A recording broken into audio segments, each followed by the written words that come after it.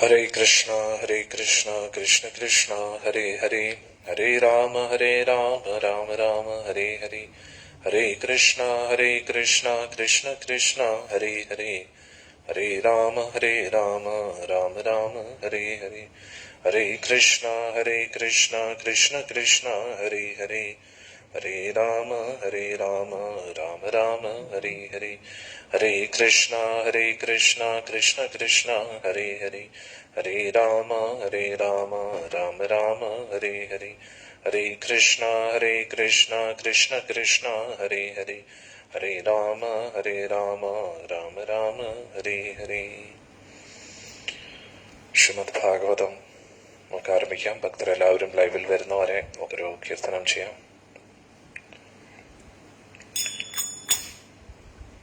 ജയ രാധാ മാധവ ജയ കുഞ്ച ബിഹാരി ജയ രാധാ മാധവ ജയ കുഞ്ച ബിഹാരി ജയ രാധാ മാധവ ജയ കുഞ്ച ബിഹാരി ജയ രാധാ മാധവ ജയ കുഞ്ച ബിഹാരി ജയ ഗോപി ജനവല്ലഭ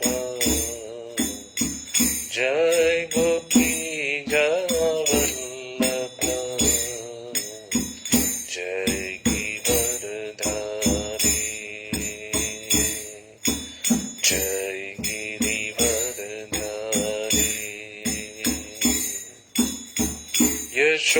യശോദാനന്ദന ഭജ ജനരഞ്ജന യശോദാനന്ദന ഭജ ജനരഞ്ജന യശോദാനന്ദന ഭജ ജനരഞ്ജന യശോദാനന്ദന ഭജ ജനരഞ്ജന യശോദാനന്ദന ഭജ ജനരഞ്ജന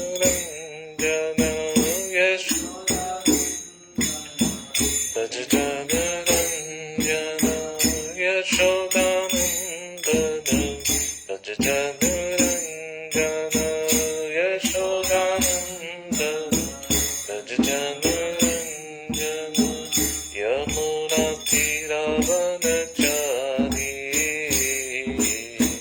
യമുനാ തീരവനചാരി യമുനാ തീരവനചാരി യമുനാ തീരവനചാരി ജയ കുഞ്ച ബിഹാരി ജയ കുഞ്ച ബിഹാരി ഹരേ കൃഷ്ണ കൃഷ്ണ കൃഷ്ണ ഹരേ ഹരേ ഹരേ രാമ രാമ രാമ ഹരേ ഹരേ ഹരേ കൃഷ്ണ കൃഷ്ണ കൃഷ്ണ ഹരേ ഹരേ ഹരേ രാമ രാമ രാമ ഹരേ ഹരേ ഹരേ കൃഷ്ണ കൃഷ്ണ കൃഷ്ണ ഹരേ ഹരേ ഹരേ രാമ രാമ രാമ ഹരേ ഹരേ ഹരേ കൃഷ്ണ കൃഷ്ണ കൃഷ്ണ ഹരേ ഹരേ ഹരേ രാമ രാമ രാമ ഹരേ ഹരേ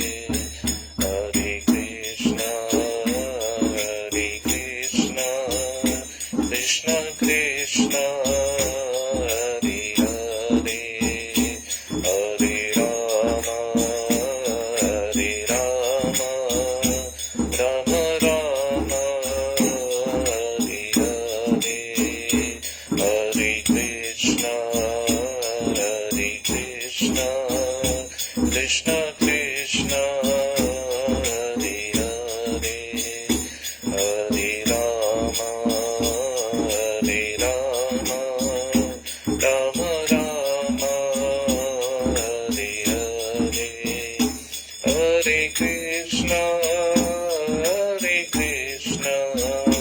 Krishna Krishna Hare Hare Hare Rama Rama Rama Hare Hare Hare Krishna Krishna Krishna Hare Hare Hare Rama Rama Rama Hare Hare Krishna Krishna Krishna Krishna Hare Hare Hare Rama Rama Rama Hare Hare Jai Sachidananda Gaura Hari Jai Sachidananda Gaura Hari Jai Sachidananda Gaura Hari Jai Sachidananda Gaura Hari Gaura Gaura Gaura Hari Gaura Gaura Gaura Hari Jai Sachidananda Gaura Hari Jai Sachidananda Gaura Hari Hare Krishna Krishna Krishna Hare Hare Hare Ram Ram Ram Hare Hare Hare Krishna Krishna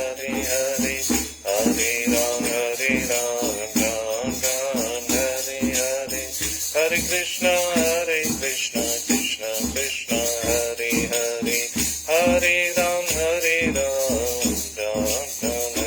Hare Hare Krishna Krishna Krishna Hare Hare Hare Ram Ram Hare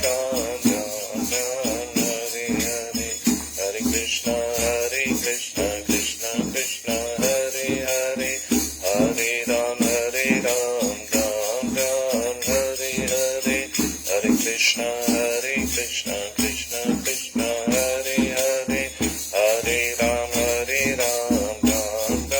Hare Hare Hare Krishna Krishna Krishna Hare Hare Hare Ram Ram Hare Hare Hare Krishna Krishna Hare Hare Hare Ram Ram Hare Hare Hare Krishna Krishna Hare Hare Hare Ram Hare Vittala Vittala Vittala Vittala Vittala Vittala Vittala Vittala Panduranga Pandarinatha Panduranga Pandarinatha Vittala Vittala Vittala Vittala Vittala Vittala Vittala Vittala Panduranga Pandarinatha Panduranga Pandarinatha Vittala Vittala Vittala Vittala Vittala Vittala Vittala Vittala Vittala Vittala Vittala Vittala Panduranga Pandarinatha Jai Sachidananda Gaura Hari Jai Sachidananda Gaura Hari Jai Sachidananda Gaura Hari Jai Sachidananda Gaura Hari Krishna Krishna Gaura Hari Krishna Krishna Gaura Hari, Krishna Krishna Gaura Hari, Krishna Krishna Gaura Hari, Krishna Krishna Gaura Hari, Krishna Krishna Gaura Hari, Radha Krishna Gaura Hari,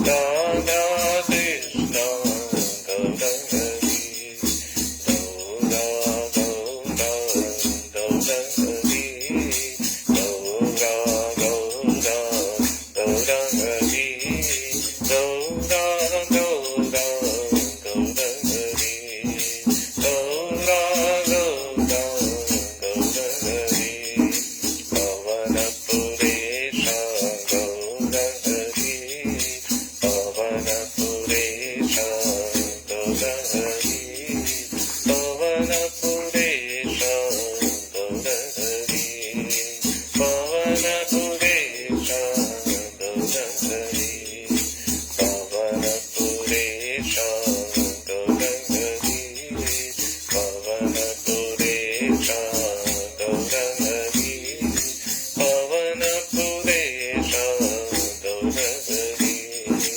Pavana Puresha Gaura Hari, Sri Krishna Chaitanya Gaura Hari, Sri Krishna Chaitanya Gaura Hari, Sri Krishna Chaitanya Gaura Hari, Sri Krishna Chaitanya Gaura Hari, Sri Krishna Chaitanya Gaura Hari, Sri Krishna Chaitanya Gaura Hari, Radhe Radhe, Radhe Radhe, Radhe Radhe, Jai Shri Radhe, Radhe Radhe, Jai Shri Radhe, Radhe Radhe, Jai Shri Radhe, Jai Shri Radhe, Jai Shri Radhe,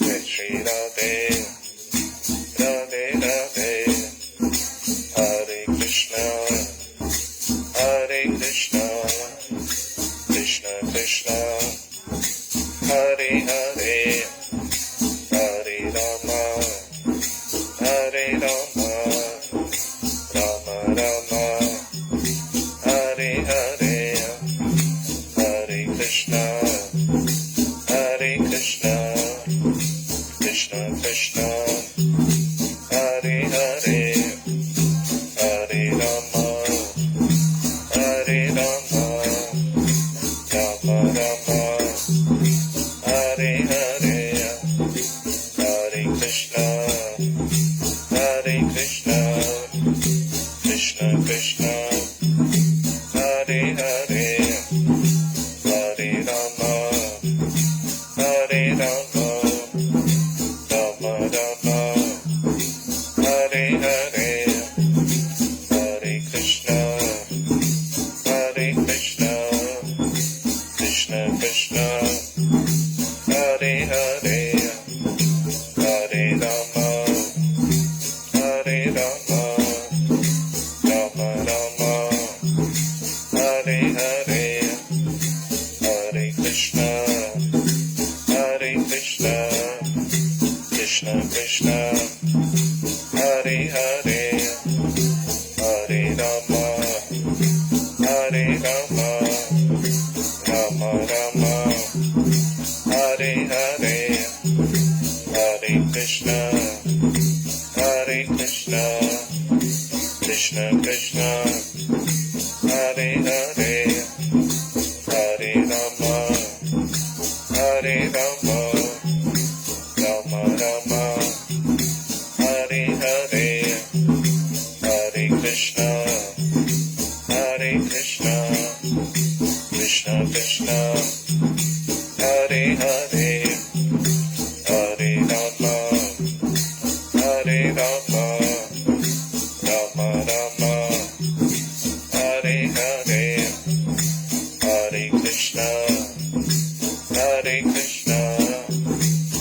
Krishna Krishna Hare Hare Hare Rama Hare Rama Rama Rama Hare Hare Hare Krishna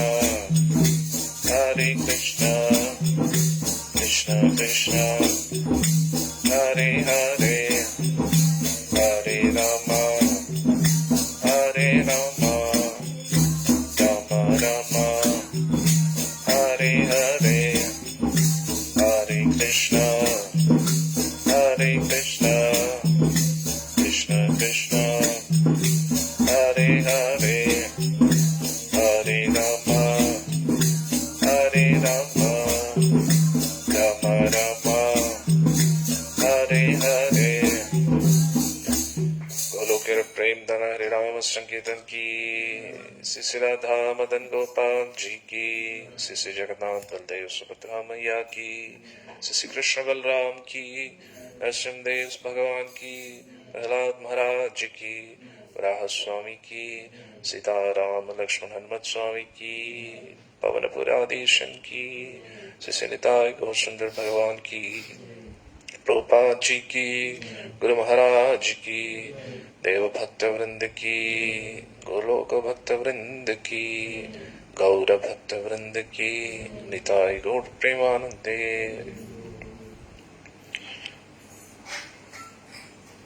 ओम नमो भगवते वासुदेवाय ओम नमो भगवते वासुदेवाय ओम नमो भगवते वासुदेवाय नारायणं नमस्कृत्यं नरं चैव नरोत्तमं देवीं सरस्वतीं व्यासं ततो जयमुदीरयेत् नष्टप्रायेषु भद्रेषु नित्यं भागवतः सेवया भगवती उत्तमश्लोके भक्तिर्भवति नैष्टिकी कृष्णाय वासुदेवाय देवकीनन्दनाय च नन्दगोपकुमाराय गोविन्दाय नमो नमः।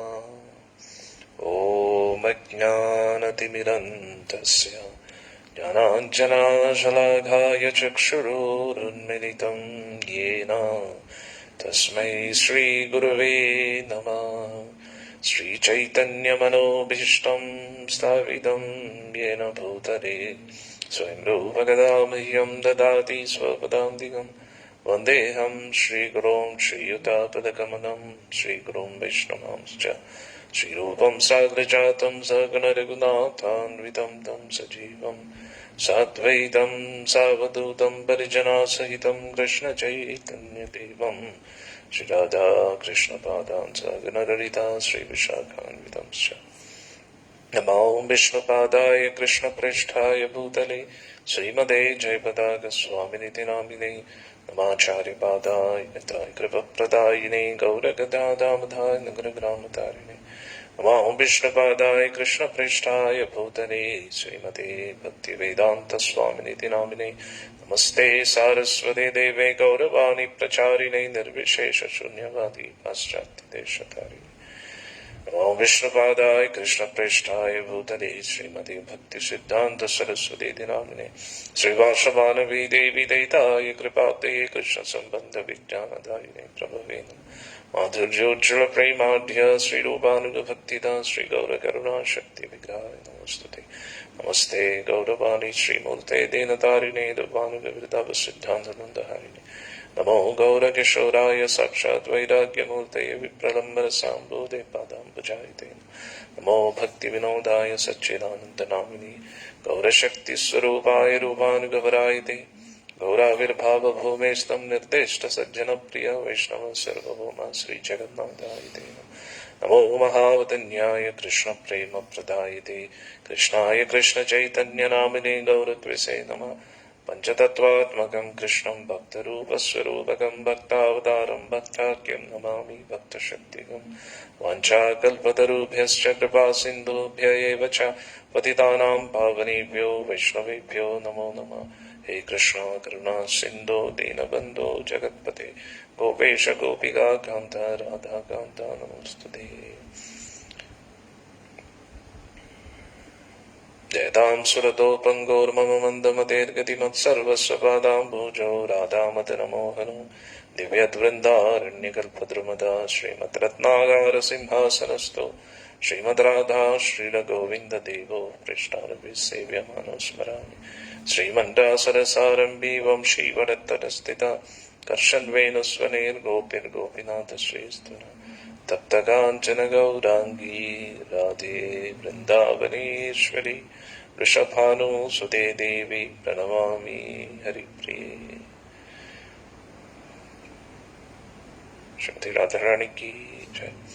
जय श्री कृष्ण चैतन्य प्रभु नित्यानंद श्री अद्वैत गदाधर श्रीवासदि गौरभक्तवृंद। जय श्री कृष्ण चैतन्य प्रभु नित्यानंद श्री अद्वैत गदाधर श्रीवासादि गौरभक्तवृंद। हरे कृष्णा कृष्ण कृष्ण हरे हरे, हरे राम राम राम हरे हरे, हरे कृष्ण कृष्ण कृष्ण हरे हरे, हरे राम राम राम हरे, हरे कृष्ण कृष्ण कृष्ण हरे हरे, हरे राम राम राम हरे हरे। मूकं करोति वाचालं पङ्गुं लङ्घयते गिरिं यत्कृपातमहं वन्दे श्रीगुरुं दीनतारिणं परमानन्दमाधवं श्रीचैतन्यमीश्वरम्। हरि ओम तत्सत्। हरे कृष्ण।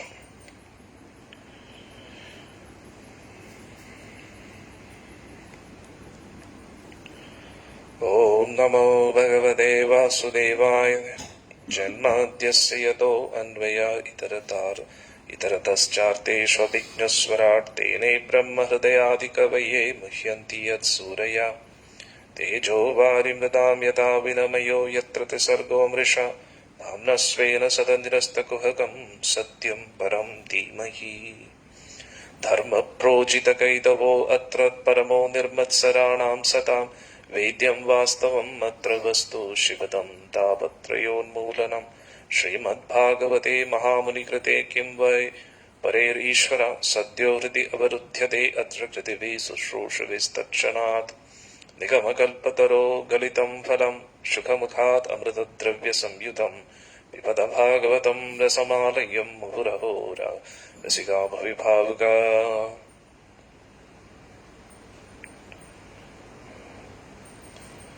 व्यासोवाच इति सम्प्रश्नसंहृष्टो विप्राणां रोमहर्षिणी प्रतिपूज्य वचस्तेषां प्रवक्तुम् उपचक्रमे। सूत उवाच यं प्रव्रजन्तम् अनुपेतमपेतकृत्यं द्वैपायनो विरहकातराजुहाव पुत्रेति तन्मयतया तरवोऽभिनेदुस्तं सर्वबोधहृदयं मुनिमानतोऽस्मि। यस्वानुभावमखिलश्रुतिसारमेकं ध्यात्मदीपम् अतितितीक्षतां तमोऽन्तं संसारिणां करुणया पुराणगुह्यं तं व्याससूनुमुपयामि गुरुं मुनीनाम्। नारायणं नमस्कृत्यं नरं चैव नरोत्तमं देवीं सरस्वतीं व्यासं ततो जयमुदीरये। स वै पुंसां परो धर्मो यथो भक्तिरधोक्षजे अहेतुकी अप्रतिहता हि आत्मासु प्रसीदति। वासुदेवे भगवति भक्तियोगप्रयोजिता जनयति आश्रुवैराग्यं ज्ञानं च यत् अहेतुकम्। धर्मस्वनिष्ठिता पुंसां विश्वक्सेन कथासु या न उत्पाद्यते यदि रतिं श्रम एव हि केवलम्। वदन्ति तत्तत्त्वविदस्तत्त्वज्ञानमद्वयं ब्रह्मेति परमात्मेति भगवानिति शब्द्यते। तच्छ्रद्धदानमुनयो ज्ञानवैराग्ययुक्तया पश्यन्ति आत्मनि चात्मानं भक्तिश्रुतगृहीतया। अथ पुंभिर्द्विजश्रेष्ठ वर्णाश्रमविभागशः स्वनिष्ठतस्य धर्मस्य संसिद्धिर्हरितोषणम्। तस्मादेकेन मनसा भगवान् सात्वतां प्रति श्रोतव्या कीर्तितव्यश्च ध्येयपूज्यश्च नित्यदा।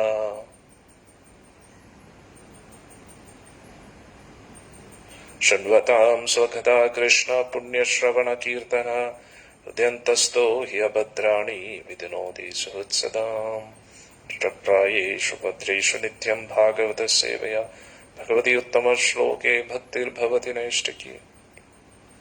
तथा रजस्तमो भावकामलोभादयश्च ये चेतयेतेरनाविद्धिं स्थितं सत्त्वे प्रसीदति।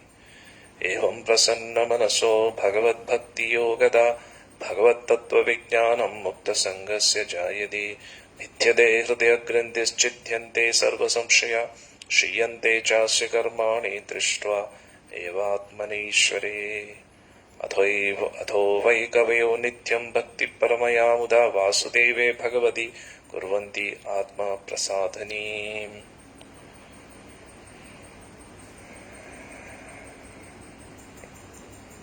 എല്ലാവരും പറയും.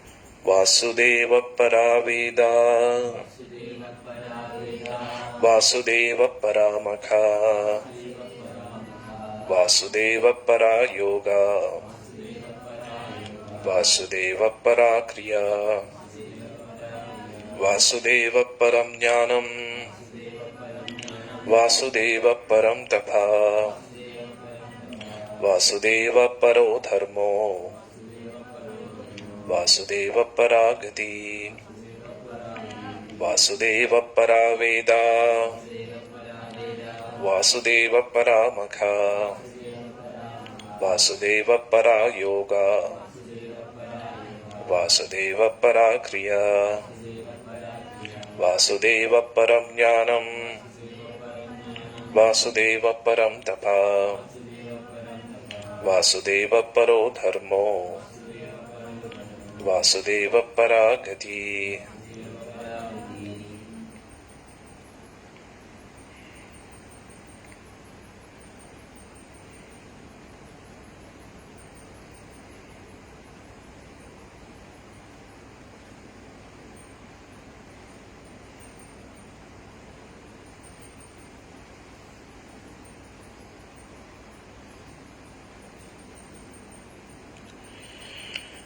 ഏതേ ച അംശ കലാപുംസാ പറഞ്ഞ ഏതേ ച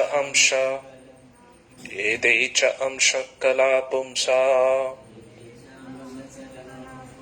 കൃഷ്ണസ്തു ഭഗവാൻ സ്വയം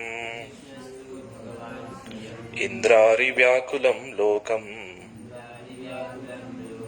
മൃദ്യന്തി യുഗേ യുഗേ.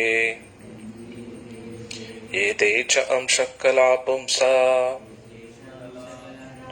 കൃഷ്ണസ്തു ഭഗവാൻ സ്വയം ഇന്ദ്രാരിവ്യാകുലം ലോകം മൃദ്യന്തി യുഗേ യുഗേ. ഏതേ ച അംശ കലാപുംസാ കൃഷ്ണസ്തു ഭഗവാൻ സ്വയം ഇന്ദ്രാരിവ്യാകുലം ലോകം മൃദ്യന്തി യുഗേ യുഗേ.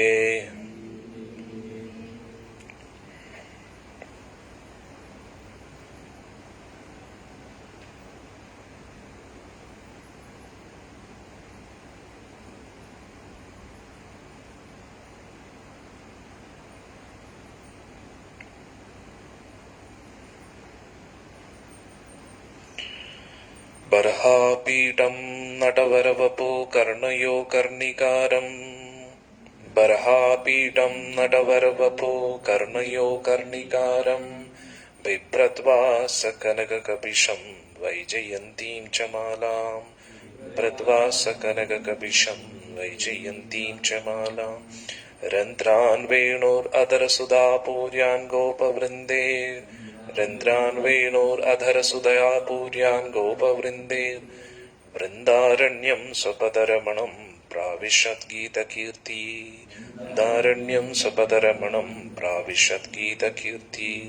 ബർഹാപീഠം നടവരവപോ കർണയോ കർണികാരം ബർഹാപീഠം നടവരവപോ നയോ കർണികാരം ബിഭ്രത്വാ സകനകകപിശം വൈജയന്തീം ച മാലാം ബിഭ്രത്വാ സകനകകപിശം വൈജയന്തീം ച മാലാം.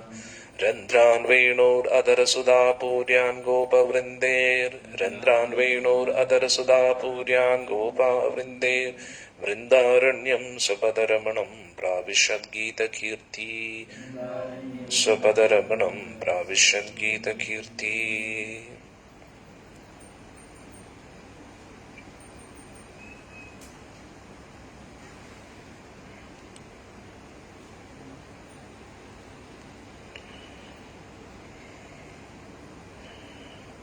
തവ കഥാമൃതം तप्तजीवनं तव कथामृतं तप्तजीवनं कविभिरीडितं कल्मषापहम् कविभिरीडितं कल्मषापहम् श्रवणमङ्गलं श्रीमदाततं श्रवणमङ्गलं श्रीमदाततं भुवि गृह्णन्ति ये भूरिदा जना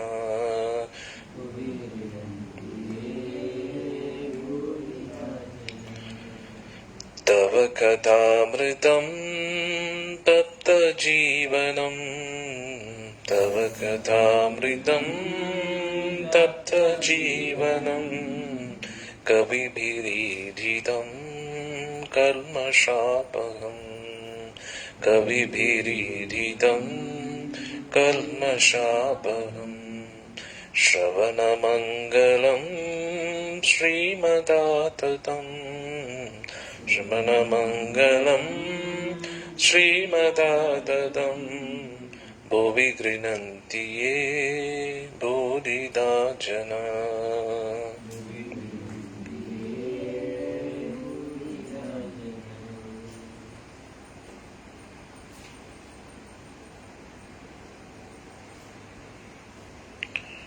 जय राधा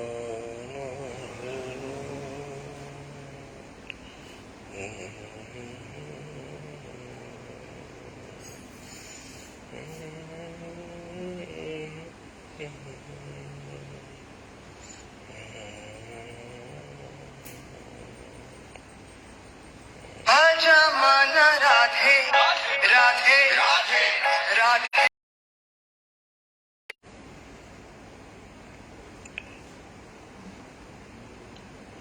जय राधा माधव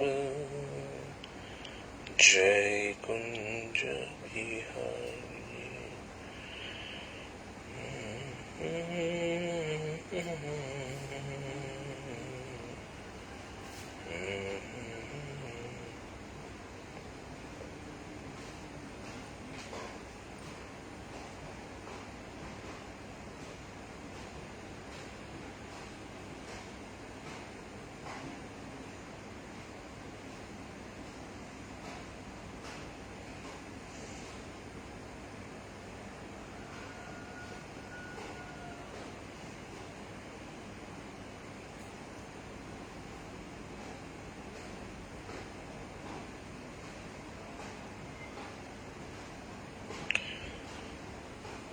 കൃഷ്ണവർണം പറഞ്ഞു ദ്വിഷാകൃഷ്ണം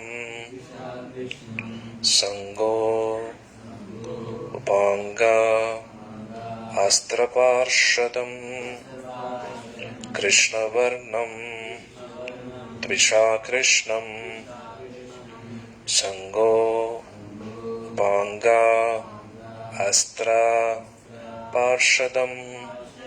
യജ്ഞൈ സങ്കീർത്തന പ്രായേർ യജന്തി ഹി സുമേധസ കൃഷ്ണവർണം ദ്വിഷാകൃഷ്ണം സംഗോപാംഗാസ്ത്രപാർഷദം യജ്ഞൈ സങ്കീർത്തന പ്രായേർ യജന്തി ഹി സുമേധസ കൃഷ്ണവർണം ത്വചാകൃഷ്ണം സംഗോപാംഗാസ്ത്രപാർഷദം യജ്ഞസങ്കീർത്തനപ്രായേ യജന്തി ഹി സുമേധസ കൃഷ്ണവർണം ത്വചാകൃഷ്ണം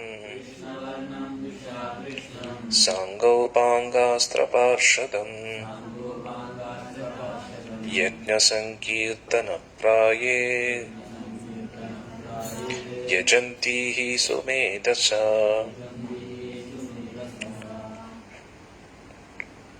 ചൈതന്യ മഹാപ്രഭുവിനെ കുറിച്ച് പറയുന്ന ശ്ലോകമാണ് 11-ാമത്തെ സ്കന്ധം 5-ാമത്തെ അധ്യായം 32-ാമത്തെ ശ്ലോകം.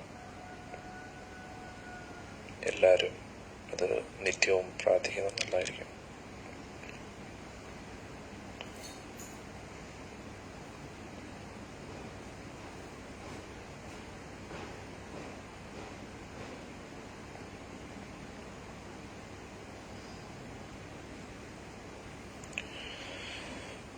कलेर्दोषनिधे राजन् अस्ति हि एको महान् गुणः कीर्तनादेव कृष्णस्य मुक्तसङ्गः परं व्रजेत्. कलेर्दोषनिधे राजन् अस्ति हि एको महान् गुणः कीर्तनादेव कृष्णस्य मुक्तसङ्गः परं व्रजेत्. कलेर्दोषनिधे राजन् अस्ति हि एको महान् गुणः कीर्तनादेव कृष्णस्य മുക്തസംഗഃ പരം വ്രജേത്. ഇതും ശ്രീമദ് ഭാഗവത്തിലെ പ്രധാനപ്പെട്ട ഒരു ശ്ലോകമാണ്. 12-ാമത്തെ സ്കന്ധം 3-ാമത്തെ അധ്യായം 51-ാമത്തെ ശ്ലോകം. കലിർ ദോഷനിധേ രാജൻ. കലിയുഗം എന്ന് പറഞ്ഞാൽ ദോഷത്തിന്റെ വലിയൊരു സമുദ്രമാണെന്ന് പറയുകയാണ് ശുകദേവ ഗോസ്വാമി. അസ്തി ഹി ഏകോ മഹാൻ ഗുണ. ഇതിൽ ഒരേ ഒരു ഗുണമേ ഉള്ളൂ, പക്ഷെ അത് ഏറ്റവും വലിയ ഗുണമാണ്. ഇതെന്താണ്? കീർത്തനാത് ഏവ കൃഷ്ണസ്യ. കൃഷ്ണന്റെ കീർത്തനം കൊണ്ട് മാത്രം മുക്തസംഗ പരം വ്രജേത്. ഭഗവാന്റെ പരമലോകത്തിലേക്ക് എല്ലാ ഭൗതിക കെട്ടുബന്ധനങ്ങളിൽ നിന്നും മുക്തനായിട്ട് ഒരാൾക്ക് പ്രവേശിക്കാൻ കഴിയും. കീർത്തനാത് ഏവ കൃഷ്ണസ്യ. കലേർദോഷനിധേ രാജൻ അസ്തി ഹി ഏകോ മഹാൻ ഗുണഃ. അസ്തി ഹി, അസ്ഥി എന്ന് പറഞ്ഞാൽ ഉണ്ട്, ഹി തീർച്ചയായിട്ടും ഉണ്ട്. എന്താണ്? ഏകോ, ഒരേ ഒരു കാര്യം, മഹാൻ ഗുണ, ഏറ്റവും വലിയൊരു ഗുണം ഈ കലിയുഗത്തിലുള്ളത്. ഒരേ ഒരു ഗുണം, പക്ഷെ അത് ഏറ്റവും വലിയ ഗുണവും ഏതാ? കീർത്തനാത്, കീർത്തനം ചെയ്യണം. അത് ആരുടെ? ഏവ, തീർച്ചയായിട്ടും ഒരാളുടെ മാത്രം. ആരുടെ? കൃഷ്ണസ്യ. കീർത്തനാത് ഏവ കൃഷ്ണസ്യ. അന്നേരം എന്ത് പറ്റും? മുക്തസംഘ, സർവസംഘം, എല്ലാ സംഘങ്ങളിൽ നിന്നും ആസക്തികളിൽ നിന്നും മുക്തന. മുക്തസംഘ പരം വ്രജേത്. പരം, ഏറ്റവും ആദ്യം പരമോന്നതമായിട്ടുള്ള സ്ഥാനത്തിലേക്ക് ഉയർത്തപ്പെടും ഒരു വ്യക്തി.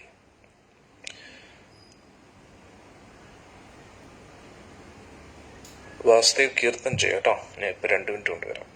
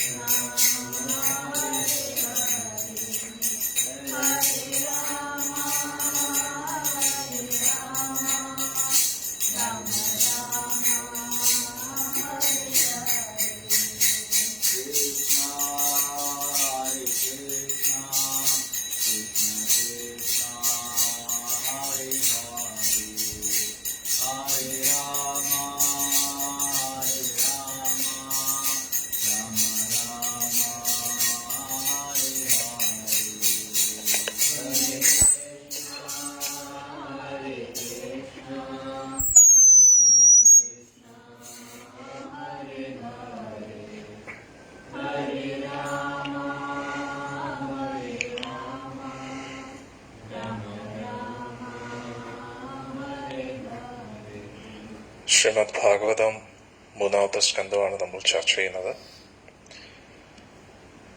നമ്മൾ പഠിച്ചു, വിതുരർ കൊട്ടാരത്തിൽ നിന്നും പുറത്താക്കപ്പെടുന്ന സമയത്ത് അദ്ദേഹം പല പല തീർത്ഥസ്ഥലങ്ങളും സന്ദർശിക്കുകയാണ്. അതിൻ്റെ ഇടയിൽ അദ്ദേഹം അറിയുന്നു മഹാഭാരത യുദ്ധം നടന്നു എന്നും. പിന്നെ മുന്നോട്ട് പോയപ്പോഴാണ് സാക്ഷാൽ ഭക്തോത്തമനായ ഉദ്ധവരെ കാണുകയാണ്. ഭഗവാനെ കുറിച്ച് കുറെ കാര്യങ്ങൾ ചോദിച്ചു. അപ്പോൾ അദ്ദേഹത്തിന് മനസ്സിലായി ഭഗവാൻ ഈ ലോകത്തിൽ നിന്ന് അപ്രത്യക്ഷനായി. ഭഗവാൻ കുറച്ച് കാര്യങ്ങൾ വിതുരരോട് പറയാൻ വേണ്ടി പറഞ്ഞിട്ടുണ്ട് എന്ന് പറഞ്ഞു. അത് മൈത്രി ഋഷിയിൽ നിന്നും അങ്ങ് കേൾക്കുക എന്ന് ഉദ്ധവർ പറയുക. അങ്ങനെ മൈത്രി ഋഷിയുടെ അടുത്ത് വന്നിട്ട് പല പല ആധ്യാത്മിക കാര്യങ്ങളെ കുറിച്ചും ചോദിക്കുകയാണ്. സൃഷ്ടി എങ്ങനെ നടക്കുന്നതെന്നൊക്കെ അതെല്ലാം കേട്ടു. ഇപ്പോൾ ഒരു സംശയം, എന്താണ് സൃഷ്ടികർമ്മങ്ങളുടെ ഇടയിൽ വരാഹ അവതാരത്തെക്കുറിച്ച് വിശദമായിട്ട് പറഞ്ഞു നൽകൂ എന്ന് ചോദിക്കുകയാണ്. അങ്ങനെയാണ് വരാഹ അവതാരത്തെക്കുറിച്ച് പറയുക. അതിന്റെ തുടക്കത്തിൽ ദ്വിതീയം കശ്യപ പ്രജാപതിയും സന്ധ്യാവേളയിൽ അദ്ദേഹം കശ്യപ പ്രജാപതി ഇങ്ങനെ ധ്യാന നിമഗ്നായിട്ടിരിക്കുകയായിരുന്നു, സന്ധ്യാവന്ദനം ചെയ്തുകൊണ്ടിരിക്കുകയാണ്. പൊതുവെ സന്ധ്യാവന്ദനത്തിന്റെ ഉദ്ദേശം എന്ന് പറഞ്ഞു കഴിഞ്ഞാൽ, നമ്മൾ ഈ ശരീരമല്ല, നമ്മൾ ആത്മാവാണ്, ഭഗവാന്റെ അംശമാണ്. യഥാർത്ഥത്തിൽ നമ്മൾ ഭഗവാന്റെ സേവകരാണ്. അപ്പോൾ 24 മണിക്കൂറും നമ്മൾ ഭഗവാന്റെ സേവനമാണ് ചെയ്യേണ്ടത്. അതൊഴികെ നമ്മൾ എന്ത് ചെയ്താലും അത് നിരർത്ഥകമാണ്. അതാണ് സത്യം. നമ്മൾ എന്തിന്റെ പേരിൽ പറഞ്ഞാലും സമൂഹത്തിന് വേണ്ടി ചെയ്യുന്നു, നാട്ടുകാർക്ക് വേണ്ടി ചെയ്യുന്നു, ഇത് ചെയ്യുന്നു, അത് ചെയ്യുന്നു എന്നൊക്കെ പറഞ്ഞാലും ഭഗവാന് വേണ്ടി ചെയ്തില്ല എങ്കിൽ അത് അപൂർണമാണ്. അതാണ് നമ്മൾ മനസ്സിലാക്കേണ്ടത്. ഇപ്പൊ ഉദാഹരണത്തിന്, ഒരു കൂട്ടം കുറ്റവാളികൾ ശിക്ഷ അനുഭവിച്ചുകൊണ്ടിരിക്കുക ജയിലില്. എന്തുകൊണ്ട് അവർക്ക് ശിക്ഷ അനുഭവിക്കേണ്ടി വന്നു? എന്തുകൊണ്ട് അവർ ജയിലിൽ വന്നു? കാരണം നിയമവിരുദ്ധമായിട്ടുള്ള കാര്യങ്ങൾ ചെയ്യുന്നു, സർക്കാരിന് വിരോധമുള്ള രീതിയിൽ, അല്ലെങ്കിൽ സർക്കാരിന് എതിരെ പ്രവർത്തിച്ചുകൊണ്ടിരിക്കുന്നു, നിയമത്തിനെതിരെ പ്രവർത്തിച്ചുകൊണ്ടിരിക്കുകയാണ്. അതുകൊണ്ടാണ് അവർ ജയിലിലാകുന്നത്. ഇനി ജയിലിലായ ഒരു വ്യക്തി ആ ജയിലിലുള്ള ജയിൽ പുള്ളികളെ സഹായിച്ചുകൊണ്ടിരിക്കുന്നു, അവർക്ക് ആഹാരമൊക്കെ ഉണ്ടാക്കി കൊടുക്കുന്നു, അവരുടെ ശരീരത്തിന് സുഖങ്ങളൊക്കെ കൊടുക്കുന്നു, അതൊക്കെ കൊടുക്കുന്നു. പക്ഷെ ഏറ്റവും വലിയ ആ വ്യക്തിയോട് ചെയ്യുന്ന, ആ ജയിൽ പുള്ളികളോട് ചെയ്യുന്ന ഏറ്റവും വലിയ ഉപകാരം എന്ന് പറഞ്ഞാൽ അവരെ അവിടുന്ന് പുറത്താക്കുക എന്നതാണ്. ജയിലിൽ നിന്ന് രക്ഷപ്പെടുക എന്നതാണ്. അല്ല, ജയിലിൽ നിന്ന് രക്ഷപ്പെടണമെങ്കിൽ ആദ്യം സ്വയം രക്ഷപ്പെടണം. ഉള്ളിൽ നമ്മൾ വലിയ സാമൂഹ്യ സേവനമൊക്കെ ചെയ്തിട്ട് എന്താ കാര്യം? ഉള്ളിലുള്ള ജയിൽ പുള്ളികൾക്ക് സമാധാനം കൊടുക്കുന്നു, എന്റർടൈൻമെന്റ് കൊടുക്കുന്നു, റിലാക്സ്ഡ് ആയിട്ട് ഇരിക്കാൻ പഠിപ്പിക്കുന്നു. അതൊക്കെ നല്ലതാണെങ്കിലും ഏറ്റവും വലിയ അവരോട് ചെയ്യുന്ന ഏറ്റവും വലിയ ഉപകാരം ജയിലിൽ നിന്ന് പുറത്തിറങ്ങുകയാണ്. ഇനി ജയിലിൽ നിന്ന് പുറത്തിറങ്ങുന്ന ബുദ്ധിമുട്ടില്ല, ഇതേ മനോഭാവം കൊണ്ട് പുറത്തു പോയിട്ടും കാര്യമില്ലേ, വീണ്ടും ജയിലിനകത്ത് വരും. ആ ക്രിമിനൽ മെന്റാലിറ്റിയെ മാറ്റിയെടുക്കുക, അതിനുവേണ്ടി സഹായിക്കുക എന്നതാണ് ഈ ലോകത്തിൽ ചെയ്യുന്ന ഏറ്റവും വലിയ പരോപകാരം. അതേപോലെ ഇതൊരു ഭൗതിക ലോകം, ഇതൊരു ജയിലാണ്. അപ്പോൾ നമ്മുടെ പ്രധാനപ്പെട്ട ലക്ഷ്യം എന്ന് പറഞ്ഞു കഴിഞ്ഞാൽ ഈ ജയിലിൽ നിന്ന് നമ്മൾ രക്ഷപ്പെടുക, മറ്റുള്ളവരെ രക്ഷപ്പെടാൻ അനുഗ്രഹിക്കുക, അതിനുള്ള അവസരം നൽകുക, അതിനുള്ള അറിവുകൾ നൽകുക എന്നാണ്. അല്ലാതെ ഈ ജയിലിൽ തന്നെ സുഖഭോഗങ്ങൾക്കുള്ള ഹെൽപ്പ് ചെയ്തുകൊണ്ട് എന്താ പ്രയോജനം? നമ്മുടെ ഇവിടെ കംഫർട്ടബിൾ ഒരു ലൈഫ് അന്വേഷിച്ചിട്ട് എന്താ പ്രയോജനം? അതുകൊണ്ട് എല്ലാ വ്യക്തികളും ഏറ്റവും പരമമായിട്ട് ചെയ്യേണ്ട കർത്തവ്യം നമ്മുടെ മനോഭാവത്തെ മാറ്റുക. നമ്മൾ എന്തുകൊണ്ട് ഇതിനകത്ത് പെട്ടുപോയി? കാരണം ജയിലിൽ നിന്ന് രക്ഷപ്പെടാൻ പല വഴികളുമുണ്ട്, കുറുക്കു വഴികളുണ്ട്. ആരും അറിയാതെ ഒളിച്ചോടാ അവിടുന്ന്. അങ്ങനെ ഓടിയിട്ടും കാര്യമില്ലല്ലോ. ഇനി ഒരുവിധം എങ്ങനെയെങ്കിലും ജയിൽ ശിക്ഷ തീർന്നിട്ടും ഒരു വ്യക്തിക്ക് പുറത്തിറങ്ങാം. അപ്പോൾ നമ്മൾ യഥാർത്ഥത്തിൽ നമ്മുടെ മനോഭാവമാണ് മാറ്റേണ്ടത്. നമ്മുടെ ഉള്ളിലെ ആ ഒരു സ്വാർത്ഥത, ആസ്വാദന മനോഭാവം, എല്ലാം എന്റെ അധീനതയിലായിരിക്കണം എന്നൊരു മനോഭാവം, ഇതാണ്. ഈ 2 പ്രശ്നം എല്ലാവരുടെ ഉള്ളിലുള്ളൂ. രണ്ട് പ്രശ്നം. എല്ലാ ജീവാത്മാക്കളും ആസ്വദിക്കാൻ ആഗ്രഹിക്കുന്നു, നിയന്ത്രിക്കാൻ ആഗ്രഹിക്കുന്നു. ഇതാണ് എല്ലാ ആത്മാവിന്റെയും ഉള്ളിലുള്ള പ്രശ്നം. എല്ലാം എന്റെ ആസ്വാദനത്തിനായിരിക്കണം, എല്ലാം എന്റെ അധീനതയിലായിരിക്കണം എന്ന് ആഗ്രഹിക്കുന്നു. പക്ഷെ യാഥാർത്ഥ്യം എന്താ? എല്ലാം ഭഗവാന്റെ ആസ്വാദനത്തിന് വേണ്ടിയുള്ളതാണ്. ഗുരുവായൂരപ്പനാണ് പരമോന്നത ആസ്വാദകൻ.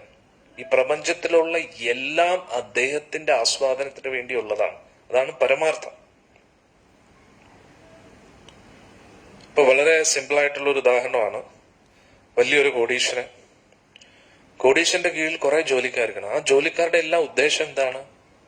ആ കോടീശ്വരനായ മുതലാളിയെ സന്തോഷിപ്പിക്കുക എന്നതാണ്. വലിയൊരു രാജാവിന് കിടക്കാൻ നല്ല ഒരു കിടക്ക കാണും, നല്ല ഭക്ഷണം കാണും. അന്നേരം ആ രാജ്യത്തിലുള്ള എല്ലാവരും ആ രാജാവിന്റെ സന്തോഷത്തിന് വേണ്ടിയാണ് പ്രവർത്തിക്കേണ്ടത്. ആ രാജാവിന്റെ സന്തോഷത്തിൽ സന്തോഷം കാണുക, അതാണ് യഥാർത്ഥത്തിൽ ഒരു ഭടന്മാരുടെ അല്ലെങ്കിൽ എന്താ പറയാ ആ രാജാവിന്റെ സൈനികരുടെയും ഉത്തരവാദിത്വം എന്ന് പറയുന്നത്. അന്നേരം അതേപോലെ ഈ പ്രപഞ്ചത്തിന്റെ രാജാവാണ്, ഈ പ്രപഞ്ചത്തിന്റെ എല്ലാം സർവ്വ ബ്രഹ്മാണ്ടങ്ങളുടെയും രാജാവാണ് ഗുരുവായൂരപ്പൻ. അതുകൊണ്ട് ദേവന്മാരായാലും ശരി, ആരായാലും ശരി, നമ്മുടെ എല്ലാവരുടെയും ലക്ഷ്യം അദ്ദേഹത്തിന്റെ സന്തോഷമായിരിക്കണം. അദ്ദേഹത്തിന്റെ സന്തോഷത്തിൽ നമ്മൾ സന്തോഷം കാണുന്നില്ല എങ്കിൽ തീർച്ചയായിട്ടും നമ്മൾ ഈ ലോകത്ത് തന്നെ കാണും. നമ്മുടെ എല്ലാവരുടെയും പ്രശ്നം എന്താ? നമ്മൾ ആസ്വദിക്കാൻ ആഗ്രഹിക്കുന്നു. എങ്ങനെ ആസ്വദിക്കാൻ ആഗ്രഹിക്കുന്നു? ഭഗവാൻ ആസ്വദിക്കുന്നത് പോലെ നമ്മൾ ആസ്വദിക്കാൻ ആഗ്രഹിക്കുന്നു. ഭഗവാൻ ഈ പ്രപഞ്ചത്തെ മുഴുവൻ നിയന്ത്രിക്കുന്നത് പോലെ നമ്മളും ഇതിനെ നിയന്ത്രിക്കാൻ ആഗ്രഹിക്കുന്നു. അതുകൊണ്ട് യോഗികളെ നോക്കിക്കഴിഞ്ഞാൽ ആസ്വാദനമൊക്കെ അവർ മാറ്റിവെക്കും. പക്ഷെ എന്തിനു വേണ്ടിയാണെന്നറിയാം? വലിയ ആസ്വാദനം ആഗ്രഹിച്ചുകൊണ്ട്, കൂടുതൽ ശക്തി ലഭിക്കാൻ, സിദ്ധികൾ ലഭിക്കാൻ. ഇപ്പോ ഹിരണ്യകശിപു 60,000 വർഷം തപസ് ചെയ്തു. എന്തിനു വേണ്ടി?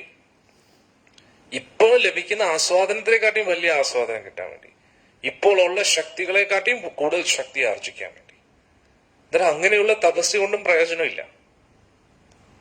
പക്ഷെ ഭഗവാന്റെ സന്തോഷത്തിന് വേണ്ടി നമ്മൾ ഓരോ ത്യാഗങ്ങൾ ചെയ്യുമ്പോൾ അതാണ് ഏറ്റവും ഉത്തമ തപസ്. ഇപ്പൊ രാവിലെ നമുക്ക് എഴുന്നേക്കാൻ വളരെ ബുദ്ധിമുട്ടായിരിക്കും. എന്നിട്ടും നമ്മൾ എങ്ങനെയെങ്കിലുമൊക്കെ എഴുന്നേറ്റ് ഭഗവാന്റെ സേവനങ്ങളിൽ ഏർപ്പെടുമ്പോൾ ഭഗവാന് വലിയ സന്തോഷമായിരിക്കും. ഭഗവാനെ സന്തോഷിപ്പിക്കാൻ വേണ്ടി നമ്മൾ ത്യാഗം ചെയ്യുന്നു. പക്ഷെ എന്തായിരിക്കും?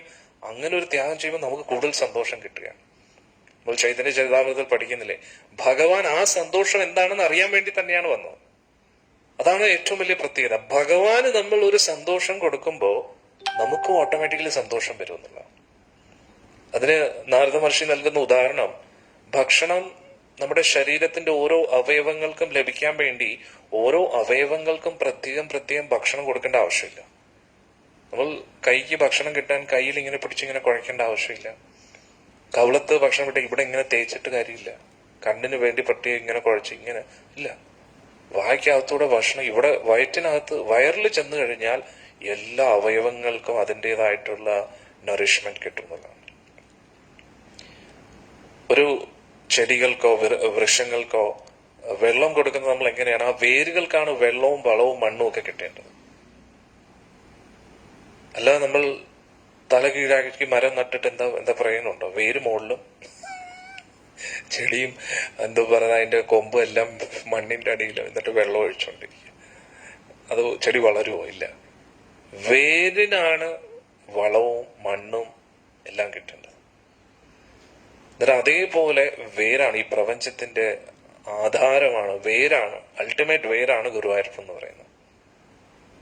ആ വേരുകൾക്ക് നമ്മൾ സന്തോഷം കൊടുത്തു കഴിഞ്ഞാൽ എല്ലാം അടിപൊളിയായിരിക്കും. സംസിദ്ധി ഹരിതോഷണം. ഈ നമ്മൾ ഏത് വർണ്ണാശ്രമ ധർമ്മ വിഭാഗശ, ഏത് ധർമ്മത്തിൽ നമ്മൾ പെട്ട വ്യക്തിയാണെങ്കിലും, ഏത് വർണ്ണാശ്രമ ധർമ്മം അനുസരിച്ച് നമ്മൾ ആരാണെങ്കിലും, ക്ഷത്രിയനാണെങ്കിലും ബ്രാഹ്മണനാണെങ്കിലും വൈശ്യനാണെങ്കിലും ശൂദ്രനാണെങ്കിലും, നമ്മുടെ ലക്ഷ്യം സംസിദ്ധിർ ഹരിതോഷണം, ഹരിയെ സന്തോഷിപ്പിക്കുക എന്നതാണ്. ഹരി സന്തോഷിച്ചാൽ നമ്മളും ഹാപ്പി ആയിരിക്കും. ഹരി ഹാപ്പി അല്ല, നമ്മളോ അൺഹാപ്പി ആയിരിക്കും. വളരെ സിമ്പിൾ ആയിട്ടുള്ള ലോജിക്കാണ്. നമ്മൾ ഈ ലോകത്ത് എത്ര കോടാനുകോടി രൂപ ഉണ്ടാക്കിയാലും, എത്ര അനുയായികൾ ഉണ്ടായാലും, എത്ര ഇൻഫ്ലുവൻസ് ഉണ്ട്, എല്ലാ ആസ്വാദന വിഷയങ്ങളും നമ്മുടെ ചുറ്റും നിറഞ്ഞു നിന്നാലും ഹരി ഹാപ്പി അല്ല, നമ്മളും അൺഹാപ്പി ആയിരിക്കും. അതാണ് ഈ ലോകത്തിലെ എല്ലാവർക്കും പറ്റുന്ന അബദ്ധം. പാണ്ഡവർക്ക് എല്ലാം ഉണ്ടായിരുന്നപ്പോഴും അവർ ഹാപ്പിയാണ്, ഒന്നും ഇല്ലാത്തപ്പോഴും അവർ ഹാപ്പിയാണ്. എന്തുകൊണ്ട്? ഹരി ഹാപ്പിയാണ് അവരിൽ. പക്ഷെ കൗരവർ എപ്പോഴും അൺഹാപ്പിയാണ്, എപ്പോഴും ടെൻഷനിലാണ്. ഏതൊക്കെ രീതി ദ്രോഹിക്കാൻ നോക്കി പാണ്ഡവരെ, അതിൽ അവർക്കൊന്നും സംഭവിക്കുന്നുമില്ല. കൗരവർക്ക് എപ്പോഴും അതൃപ്തിയാണ്. കാരണം എന്തുകൊണ്ട്? ഹരി അവരിൽ ഹാപ്പിയല്ല. ഹിരണ്യകശിപുവിനെ നോക്കൂ, എന്താണ് ആൾക്കിനി കിട്ടാത്തത്? ത്രിലോകങ്ങളിലും ആളുടെ നിയന്ത്രണത്തിലാണ്, എന്നിട്ടും ഒരു തൃപ്തി വരുന്നില്ല. അതായത് ഈ പ്രപഞ്ചത്തിലുള്ള എല്ലാവരും ഒരേ സ്വരത്തിൽ ഹിരണ്യകശിപുവിനെ അംഗീകരിച്ചിരിക്കുകയാണ്. ഒറ്റ ഒരാൾ മാത്രമേ ഉള്ളൂ അംഗീകരിക്കാത്തത്, അത് പ്രഹ്ലാദൻ, അത് സ്വന്തം മകൻ. എന്നാൽ ഇത്രയും ദേഷ്യപ്പെടേണ്ട ആവശ്യം എന്താണ്? ഇത്രയും ദേഷ്യപ്പെടേണ്ട ആവശ്യം എന്താണ്? ഒരാളല്ലേ അംഗീകരിക്കും. എന്റെ മോനെ കുഴപ്പമില്ല, വിട്ടേക്ക്, പറ്റത്തില്ല, അംഗീകരിച്ചു കൊടുക്കാൻ ബുദ്ധിമുട്ടാണ്. ഈ പ്രപഞ്ചത്തിലുള്ള എല്ലാവരും 99.9999% എല്ലാവരും അംഗീകരിക്കുകയാണ്. 0.00001% അതായിരിക്കും പ്രഹ്ലാദൻ. ഒരാൾ അംഗീകരിക്കുന്നില്ല, അത് സമ്മതിച്ചു കൊടുക്കാൻ ബുദ്ധിമുട്ടാവുന്നില്ല. ആ ഒരു വ്യക്തി അംഗീകരിപ്പിക്കാൻ വേണ്ടിയാണ് ഇതെല്ലാം ചെയ്തത്. ഇനി പ്രഹ്ലാദനും കൂടെ അംഗീകരിച്ചാലോ? എന്നാലും അതൃപ്തിയാണ്. കാരണം ഹിരണ്യകശിപുവിന് ഇനി കിട്ടാൻ എന്താ ഉള്ളത്? ത്രിലോകങ്ങളും ആളുടെ നിയന്ത്രണത്തിലാണ്, 33 കോടി ദേവന്മാരും ആളുടെ നിയന്ത്രണത്തിലാണ്, നവഗ്രഹങ്ങളെല്ലാം ആളുടെ നിയന്ത്രണത്തിലാണ്.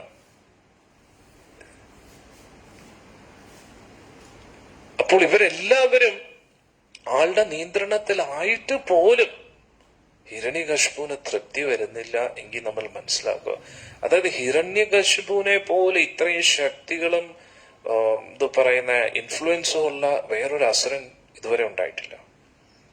രാവണൻ വന്നാൽ ഇത്രയും പവർഫുൾ അല്ലായിരുന്നു.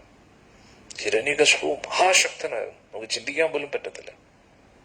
അത്രയ്ക്ക് ശക്തനായിട്ട് പോലും ഹിരണ്യകശിപുവിന് അതൃപ്തിയാണെങ്കിൽ പിന്നെ നമ്മുടെയൊക്കെ കാര്യം പറയേണ്ട ആവശ്യമുണ്ടോ? നമ്മുടെ കയ്യിൽ ഒന്നും ഇല്ല എങ്കിൽ പോലും ഹരി നമ്മളിൽ ഹാപ്പിയാണോ? നമ്മളും ഹാപ്പി ആയിരിക്കും.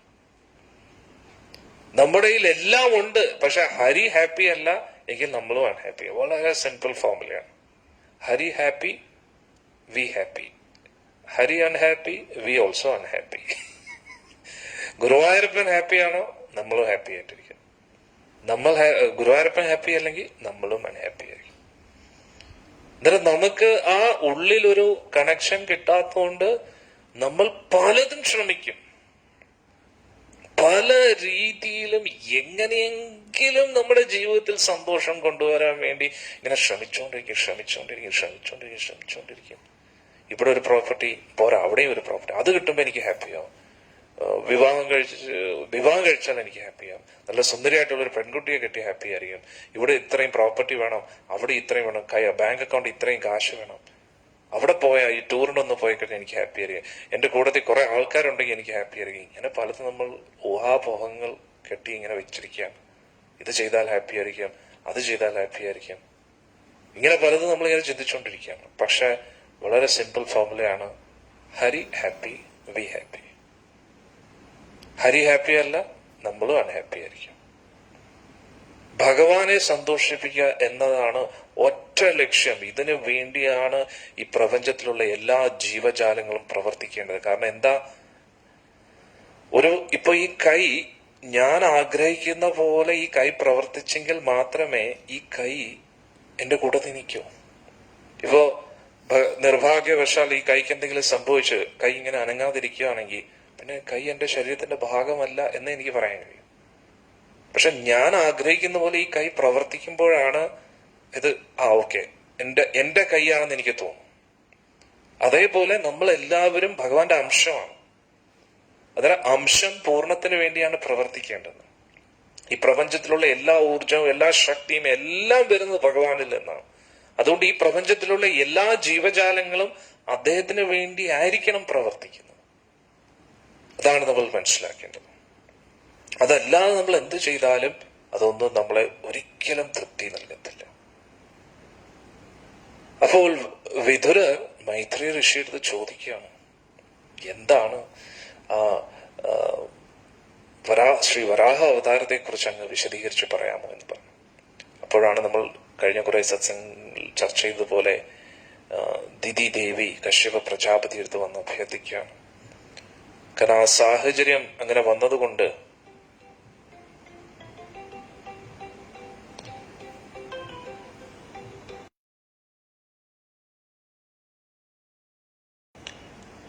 ഹരേ കൃഷ്ണ.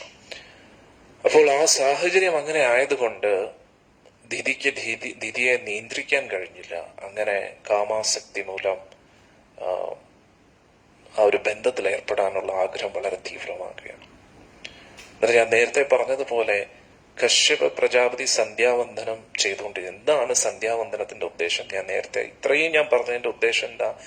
നമ്മൾ ഭഗവാന്റെ അംശമാണ്. അതുകൊണ്ട് 24 മണിക്കൂറും ഭഗവാന്റെ സേവനത്തിൽ ഏർപ്പെട്ടുകൊണ്ടേയിരിക്കണം. കാരണം നമ്മൾ അദ്ദേഹത്തിന്റെ ആളാണ്. അതുകൊണ്ട് അദ്ദേഹം എന്താണോ ആഗ്രഹിക്കുന്നത് അത് നമ്മൾ ചെയ്യണം. അതിനു വേണ്ടിയാണ് ഈ ജന്മം. നമുക്ക് ഇവിടെ നിൽക്കേണ്ടവരല്ല. നമ്മൾ ആധ്യാത്മിക ലോകത്തിൽ ഭഗവാന്റെ സേവനം ചെയ്തിരിക്കേണ്ടവരാണ്. പക്ഷെ നമുക്ക് ഒരു ആഗ്രഹം വന്നു, എന്ത്? ഭഗവാൻ ആസ്വദിക്കുന്നത് പോലെ ഈ ലോകത്തെ ആസ്വദിക്കാൻ, ഭഗവാന്റെ നിയന്ത്രണത്തിൽ എല്ലാം ഇരിക്കുന്നത് പോലെ എല്ലാം എന്റെ നിയന്ത്രണത്തിലായിരിക്കണമെന്ന്. To enjoy, to control. ഇതാണ് നമ്മുടെ പ്രശ്നം. We want to enjoy each and everything in this world. We want to control each and everything, every person in this world. നമ്മുടെ ആഗ്രഹം എന്താ? ഈ ലോകത്തിലുള്ള എല്ലാ വസ്തുവകകളും എല്ലാ വ്യക്തികളും എന്റെ ആസ്വാദനത്തിന് വേണ്ടി പ്രവർത്തിക്കണമെന്നാണ്. ഇതാണ് എല്ലാ ആത്മാവിന്റെയും പ്രശ്നം. അതേപോലെ ഈ ലോകത്തുള്ള എല്ലാ വസ്തുവകകളും എല്ലാ വ്യക്തികളും എന്റെ നിയന്ത്രണത്തിലും എന്റെ അധീനതയിലായിരിക്കണം എന്നൊരു മനോഭാവം. To enjoy, to control. Prabhuji പറയുന്നു, to lord over the material nature. Lord, ഈ പ്രപഞ്ചത്തിന്റെ മുഴുവൻ പ്രഭു ആകാൻ നമ്മൾ ആഗ്രഹിക്കുക. പക്ഷെ ഒരേ ഒരു പ്രഭുയുള്ളത് മഹാപ്രഭുവാണ്, ഭഗവാനാണ്. നമ്മൾ അദ്ദേഹത്തിന്റെ ദാസനാണ്.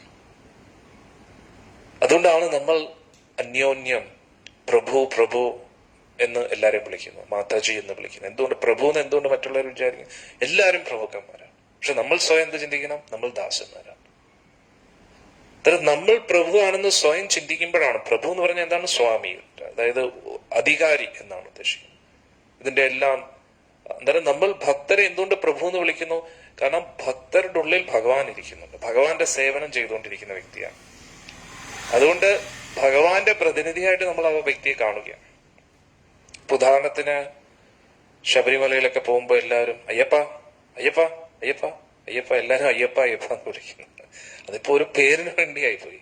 എന്തിനാണ് അയ്യപ്പ എന്ന് വിളിക്കുന്നത്? എല്ലാവരെയും അയ്യപ്പന്റെ പ്രതിനിധിയായിട്ട് കാണുക. അതൊരു ഉയർന്ന തത്വം തന്നെയാണ് തീർച്ചയായിട്ടും. അയ്യപ്പ സ്വാമി എന്ന് പറയുന്നത് മഹാദേവന്റെ അംശമാണ്. അതുകൊണ്ട് ഗുരുവാണ് നമുക്ക്. അദ്ദേഹം പറയുന്നതിന് തത്വമസി, തത്വം അസി, നീ അതാകുന്നു. എന്താണത്? ആ പരബ്രഹ്മത്തിന്റെ അംശമായ ബ്രഹ്മമാണ് നീ എന്നാണ് അദ്ദേഹം പഠിപ്പിക്കുന്നത്. അന്നേരം ഭഗവാനെ ധ്യാനിച്ചിരിക്കാൻ ആ തപസ്യ, ആ ധ്യാന തപസ്യയുടെ മുദ്രയിലാണ് ഇങ്ങനെ ഇരിക്കുന്നത്. അതാണ് നമ്മൾ മനസ്സിലാക്കേണ്ടത്. അന്നേരം മഹാദേവൻ എങ്ങനെയാണോ തപസ് ചെയ്യുന്നത്, മഹാദേവൻ എങ്ങനെയാണോ ഭക്തനാകുന്നത്, അതേപോലെ അയ്യപ്പസ്വാമി നമ്മളെ പഠിപ്പിക്കുന്നത് ഭഗവാന്റെ ഭക്തനായിട്ടിരിക്കുക എന്നാണ്. അദ്ദേഹം ഒരു ലക്ഷ്യത്തിന് വേണ്ടി വന്നു, മഹിഷിയെ വധിച്ചു. അതിനുശേഷം നമുക്ക് എല്ലാവർക്കും ഒരു പാഠം നൽകുകയാണ്. ഈ ഭൗതിക സുഖഭോഗങ്ങളുടെ പുറകെ പോകാതെ അതിൽ നിന്ന് ഒരു ഉയർന്ന ജീവിതം അന്വേഷിക്കുക. അതാണ് കുറഞ്ഞപക്ഷം മണ്ഡലകാല സമയത്തെങ്കിലും ഇതിൽ നിന്നെല്ലാം വിരമിച്ച് ഒരേ വസ്ത്രം ധരിച്ചുകൊണ്ട്, എന്താണ്, ഒരു കളറും നിറമൊന്നും വേണ്ട, പുറമേ ഈ ശരീരത്തിനെ എന്തിനു അലങ്കരിക്കണം? അതുകൊണ്ട് എന്ത് പ്രയോജനമാണ് എനിക്ക് കിട്ടുന്നത്?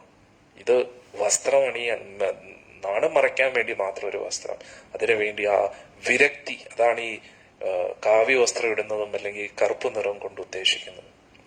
പിന്നെ കറുപ്പ് എന്ന് പറയുമ്പോൾ എപ്പോഴും ഒരു അപശകുനമായിട്ടും പറയുന്നുണ്ട്. കാരണം എന്താ? കറുപ്പ് വസ്ത്രം എന്ന് പറഞ്ഞാൽ മരണത്തെ സൂചിപ്പിക്കുന്നു, അങ്ങനെ കുറെ കാര്യങ്ങളുള്ളൂ. ശനിദേവന്റെ സൂചിപ്പിക്കുന്നു, അങ്ങനെ കുറെ കാര്യങ്ങളുണ്ട്. പക്ഷെ നമ്മൾ സ്വമേധയാ എല്ലാ കഷ്ടങ്ങളെയും സ്വീകരിക്കുകയാണ്, എല്ലാ ദുർനിമിത്തങ്ങളെയും സ്വീകരിക്കുകയാണ്. കാരണം എന്താ? ശരീരമേ നശ്വരമാണ്.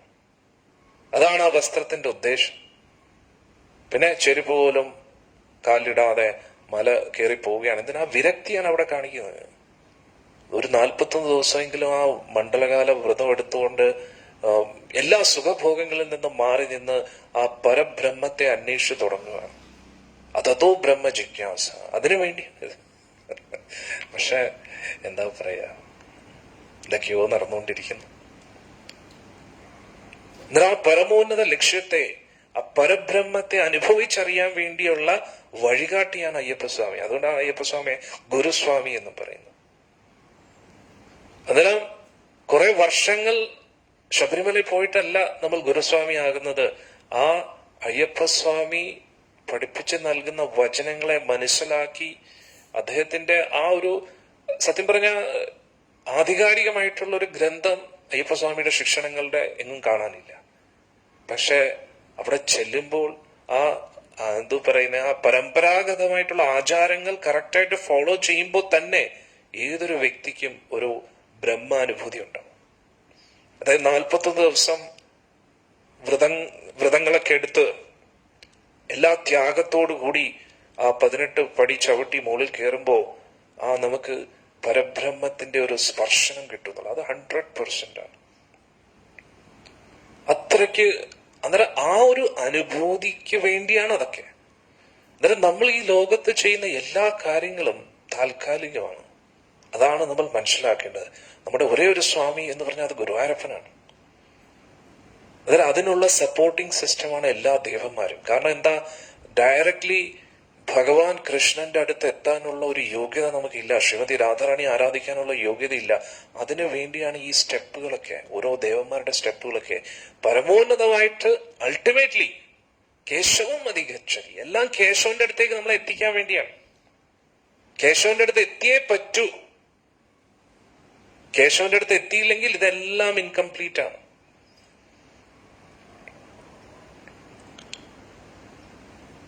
അതുകൊണ്ട് സന്ധ്യാവന്ദനത്തിന്റെ ഉദ്ദേശം 24 മണിക്കൂറും ഭഗവാനെ സ്മരിച്ചിരിക്കാൻ പറ്റിയില്ല എങ്കിൽ ഏറ്റവും കുറഞ്ഞ പക്ഷം ത്രിസന്ധ്യകളിലെങ്കിലും ഭഗവാനെ സ്മരിക്കൂ എന്നാണ്. ആരാണോ ഭഗവാനെയും ഗുരുവിനെയും ഏറ്റവും കുറഞ്ഞ പക്ഷം ത്രിസന്ധികളിലെങ്കിലും സ്മരിക്കുന്നത് അവർക്ക് ഭഗവാന്റെ ലോകത്ത് ഉറപ്പായിട്ടും പോകാൻ കഴിയും. അതുകൊണ്ടാണ് നമ്മൾ ഗായത്രി മന്ത്രം ജപിക്കുന്നത്. അതിൽ ഗുരു ഗായത്രി ഉണ്ട്, ഭഗവാനെ സ്മരിക്കുന്നത്. അതാണ് സന്ധ്യാവന്ദനത്തിന്റെ, അതായത് ഏറ്റവും ലഘുവായിട്ടുള്ള സന്ധ്യാവന്ദനമാണ് നമ്മൾ ബ്രഹ്മ മാധവ ഗൗഡിയ വൈഷ്ണവ സമ്പ്രദായത്തിൽ ഫോളോ ചെയ്യുന്നത്. അത് ഏറ്റവും മിനിമമാണ്, നമ്മൾ എന്തായാലും ചെയ്യണം. രാവിലത്തെ സന്ധ്യ, ഉച്ചകളുടെ സന്ധ്യ, വൈകുന്നേരത്തെ സന്ധ്യ. ആരാണോ ത്രിസന്ധ്യകളിൽ ഭഗവാനെയും ഗുരുവിനെയും സ്മരിക്കുന്നത് അവർക്ക് മോക്ഷം ഉറപ്പാണ്, 100% ആണ്. ഒരു 24 മണിക്കൂറും നമ്മൾ നമ്മുടെ ജീവിതം ഭഗവാന് വേണ്ടി സമർപ്പിക്കുക എന്നതാണ്. പക്ഷേ 24 മണിക്കൂർ സമർപ്പിക്കാൻ പറ്റിയില്ല എങ്കിലും ഏറ്റവും കുറഞ്ഞ പക്ഷം ത്രിസന്ധികളിലെങ്കിലും നമ്മൾ ഭഗവാനെ സ്മരിക്കണം. അതിനു വേണ്ടിയാണ്. അപ്പോൾ കശ്യപ പ്രജാപതി സന്ധ്യാവന്ദനം ചെയ്തുകൊണ്ടിരിക്കുകയായിരുന്നു. ആ സമയത്താണ് ദിതി അവിടെ വരുന്നത്. അന്നേരം ഒന്ന് ആലോചിച്ച് നോക്കണേ, നമ്മുടെ മനസ്സ് എത്രയും ഡേഞ്ചറസ് ആണ് നോക്കണേ. മനസ്സൊരു കാര്യം തീരുമാനിച്ചു കഴിഞ്ഞാൽ നിർബന്ധിപ്പിച്ച് നമ്മളെ അതിലേക്ക് കൊണ്ടെത്തിക്കും എന്നുള്ളതാണ്. അതാണ് മനസ്സിലാക്കേണ്ടത്. അങ്ങനെ പക്ഷെ ഇവിടെ സാധാരണ വ്യക്തികളല്ല, കശ്യപ പ്രജാപതിയും ദിതി ദേവിയും, അത് ഭഗവാന്റെ നിയോഗത്താലാണ്. പക്ഷെ നമ്മൾ ചെയ്യുന്നത് ഭഗവാന്റെ നിയോഗത്താലല്ല. നമ്മൾ വീണ്ടും വീണ്ടും അബദ്ധം കാണിച്ചുകൊണ്ടിരിക്കുകയാണ് എന്നാണ് നമ്മൾ മനസ്സിലാക്കേണ്ടത്. ഇതിനു മുമ്പേയും പല സത്സംഗങ്ങളിലും അടിയും പറഞ്ഞു, ഇങ്ങനെയുള്ള ശ്രേഷ്ഠരായിട്ടുള്ള വ്യക്തികൾ ഒറ്റ പ്രാവശ്യമോ 1 2 പ്രാവശ്യമോ അങ്ങനെ ആയിരിക്കും ഇങ്ങനെ തെറ്റുകൾ ചെയ്യുന്നത്. പക്ഷെ നമ്മളാണെങ്കിലോ വീണ്ടും വീണ്ടും വീണ്ടും വീണ്ടും. കാരണം ഇവരൊക്കെ വീണ്ടും വീണ്ടും തെറ്റുകൾ ചെയ്തിട്ടുണ്ടെങ്കിൽ അതൊക്കെ പറയത്തില്ലേ പുരാണങ്ങളിലൊക്കെ. ദേവരാജനായ ദേവേന്ദ്രന്റെ കയ്യിൽ നിന്ന് പറ്റിയ തെറ്റുകളെല്ലാം പുരാണങ്ങളിൽ പറയുന്നുണ്ട്. പക്ഷെ അത് വല്ലപ്പോഴും ഒക്കെയാണ്. നമ്മളോ വീണ്ടും വീണ്ടും വീണ്ടും എല്ലാ ദിവസവും തെറ്റുകൾ ചെയ്തുകൊണ്ടിരിക്കും. അതുകൊണ്ട് നമ്മൾ മനസ്സിലാക്കണം, ഇവരാരും സാധാരണ വ്യക്തികളല്ല. പക്ഷെ അത് കൂടാതെ ഇത്രയും ശ്രേഷ്ഠരായിട്ടുള്ള ഇവർക്ക് പോലും തെറ്റുകൾ സംഭവിക്കുമെങ്കിൽ നമ്മൾ എത്രത്തോളം അലേർട്ടായിട്ടിരിക്കണം എന്നാണ് നമ്മൾ മനസ്സിലാക്കേണ്ടത്. പക്ഷെ നമ്മൾ പൊതുവെ ആത്മപരിശോധന നടത്താറില്ല. അവിടെയാണ് പ്രശ്നം. ഭക്തിയിൽ യഥാർത്ഥത്തിൽ പുരോഗമിക്കുന്ന വ്യക്തിയുടെ ചിന്ത, ബോധം എപ്പോഴും ഉള്ളിലായിരിക്കും. അവർ ഒരിക്കലും പുറത്ത് സ്കാനിങ് നടത്തത്തില്ല. മറ്റുള്ളവർ എന്ത് ചെയ്യുന്നു, മറ്റുള്ളവർ എന്ത് ചെയ്യുന്നില്ല, ഇവര് ശരിയല്ല, അവര് ശരിയല്ല, അല്ല. അവരെപ്പോഴും ഉള്ളിലോട്ടായിരിക്കും ചിന്തിച്ചുകൊണ്ടിരിക്കുക. എന്റെ ചിന്ത എന്താണ്, എന്താണ് ഇങ്ങനെ ഒരു ചിന്ത എൻ്റെ ഉള്ളിൽ വന്ന്, എന്താണ് ഞാൻ ഇങ്ങനെ സംസാരിച്ചത്, എന്താണ് ഇങ്ങനെ തെറ്റി, എപ്പോഴും ഇങ്ങനെ സ്കാൻ ചെയ്തുകൊണ്ടിരിക്കും. അതാണ് ആധ്യാത്മികമായി പുരോഗമിക്കുന്ന ഒരു ഭക്തന്റെ ലക്ഷണമാണിത്. എപ്പോഴും ആത്മപരിശോധനയിലായിരിക്കും, എപ്പോഴും ഒരു സെൽഫ് അനാലിസിസ് കാണും. ഇന്നത്തെ സത്സംഗത്തിൽ നിന്ന് ഞാൻ എന്ത് പഠിച്ചു, ഇങ്ങനെ മനനം ചെയ്തുകൊണ്ടേയിരിക്കും. ഇങ്ങനെ ഇങ്ങനെ ഡീപ്പായിട്ടങ്ങ് പോകും. ആ ശാസ്ത്രവചനങ്ങളെ ഇങ്ങനെ ഡീപ്പായിട്ട് അന്വേഷിക്കുന്ന വ്യക്തികൾക്ക് മാത്രമേ സാക്ഷാത്കാരം കിട്ടൂ. അന്വേഷിക്കുന്നില്ല പിന്നെ എന്തിനാണ് സാക്ഷാത്കാരത്തിന്റെ ആവശ്യം? നമുക്ക് ആവശ്യമേ ഇല്ലെങ്കിൽ പിന്നെ എന്തിനു സാക്ഷാത്കാരം കിട്ടണം? സാക്ഷാത്കാരം എന്ന് പറഞ്ഞാൽ എന്താ? സാക്ഷാത്കാരം. മുന്നിൽ കാണുന്നു, അനുഭവിച്ചറിയുന്നു ആ പരമസത്യത്തെ. അതാണ് സാക്ഷാത്കാരം എന്ന് പറയുന്നത്. അനുഭവിച്ചറിയുന്നു. അതായത് ഒരു ലഡുവിനെ കുറിച്ച് സംസാരിക്കുന്ന ലഡു കഴിക്കുന്നതും തമ്മിൽ ഒരുപാട് വ്യത്യാസമുണ്ട്. അതേപോലെ ഭഗവാനെ കുറിച്ച് പറയുന്നതും കേട്ടതിന്റെ അടിസ്ഥാനത്തിൽ ചുമ്മാ വാചകം അടിക്കുന്ന പോലെ പറയുന്നതും ഭഗവാനെ അറിയുന്നതിൽ തമ്മിൽ ഒരുപാട് വ്യത്യാസമുണ്ട്. എന്നാൽ ആ സാക്ഷാത്കാരമുള്ള വ്യക്തികൾക്ക് മാത്രമേ മോക്ഷം കിട്ടൂ. ആ ബ്രഹ്മ സാക്ഷാത്കാരം, ആത്മസാക്ഷാത്കാരം, ഭഗവത് സാക്ഷാത്കാരം, പരമാത്മാ സാക്ഷാത്കാരം, ശാസ്ത്രവചനങ്ങളെ അനുഭവിച്ചറിയണമെങ്കിൽ തപസ്യ ചെയ്യണം. അങ്ങനെ കുറെ കാര്യങ്ങളുണ്ട്. അങ്ങനെ ഇവിടെ ദിതി ദേവി നിർബന്ധിപ്പിച്ചു കശ്യപ പ്രജാപതിയെ. ഇനി കശ്യപ പ്രജാപതിയിൽ നിന്ന് നമ്മൾ പഠിക്കുന്ന ഒരു കാര്യം നോക്കണേ. എത്ര നിർബന്ധിച്ചാലും കശ്യപ പ്രജാപതിക്ക് ഉറച്ചു നിൽക്കാമായിരുന്നു. ഇത് തെറ്റാണ്, പറ്റത്തില്ല എന്ന് ഉറച്ചു നിൽക്കാമായിരുന്നു. പക്ഷെ അവിടെ കശ്യപ പ്രജാപതിയും നിർബന്ധിതനായി എന്ന് നമ്മൾ മനസ്സിലാക്കും. അതും ഒരു വീഴ്ചയാണെന്ന് നമ്മൾ മനസ്സിലാക്കും. ഇപ്പോൾ നമ്മൾ നാമമൊക്കെ ജപിക്കുന്ന, പ്രത്യേകിച്ച് വീടുകളിൽ താമസിക്കുന്ന ഭക്തർ, അവർ പറയും കുടുംബക്കാർ നിർബന്ധിച്ചു, അത്ര ഞാൻ നിർബന്ധിതനായി പോയി കഴിക്കാൻ നോൺ വെജ്, അല്ലെങ്കിൽ കുക്ക് ചെയ്യാൻ നിർബന്ധിതനായി പോയി. അവരിങ്ങനെ നിർബന്ധിച്ചുകൊണ്ടിരിക്കുന്നു, ജപിക്കുന്നത്. അവസാനം ഞാൻ ജപം നിർത്തി. ആർക്കാണ് പ്രശ്നം? നമുക്ക് തന്നെയാണ്. അവർക്ക് അറിഞ്ഞുകൂടെ ഇതിന്റെ മഹത്വം? നമുക്കറിയാമല്ലോ. നമുക്ക് അറിഞ്ഞിട്ടും നമ്മൾ ഇത് ഫോളോ ചെയ്യുന്നില്ലെങ്കിൽ അതിന്റെ അർത്ഥം നമുക്ക് ഇതുവരെ മനസ്സിലായില്ല എന്നതാണ്. കുട്ടികൾ നിർബന്ധിച്ചുകൊണ്ടിരിക്കുന്നു നോൺ വെജ് കഴിക്കണം, അല്ലെങ്കിൽ ഉണ്ടാക്കി തരൂ എന്ന് പറയാം. അതുകൊണ്ട് ഞാൻ നിർബന്ധിതനായി, ആ ശല്യം തീരട്ടെ എന്ന് പറഞ്ഞിട്ട്. അതായത് നോൺ വെജ് കുക്ക് ചെയ്യുന്നത് എത്ര ക്രിട്ടിക്കലാണ് നമുക്ക് ഇതുവരെ മനസ്സിലായില്ലേ? ഇപ്പൊ കുട്ടി പലതും പറയും, അതെല്ലാം നമ്മൾ കേട്ടോണ്ടിരിക്കുക. കുട്ടിക്കാലത്ത് കുട്ടി എന്തും പറഞ്ഞുകൊണ്ടിരിക്കും.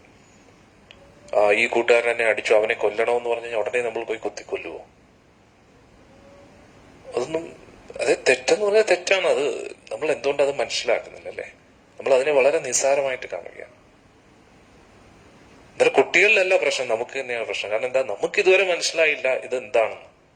അതുകൊണ്ട് നമ്മുടെ ഉള്ളിലാണ് ആദ്യം ബോധ്യപ്പെടേണ്ടത് ഇതൊന്നും ശരിയല്ല എന്ന്.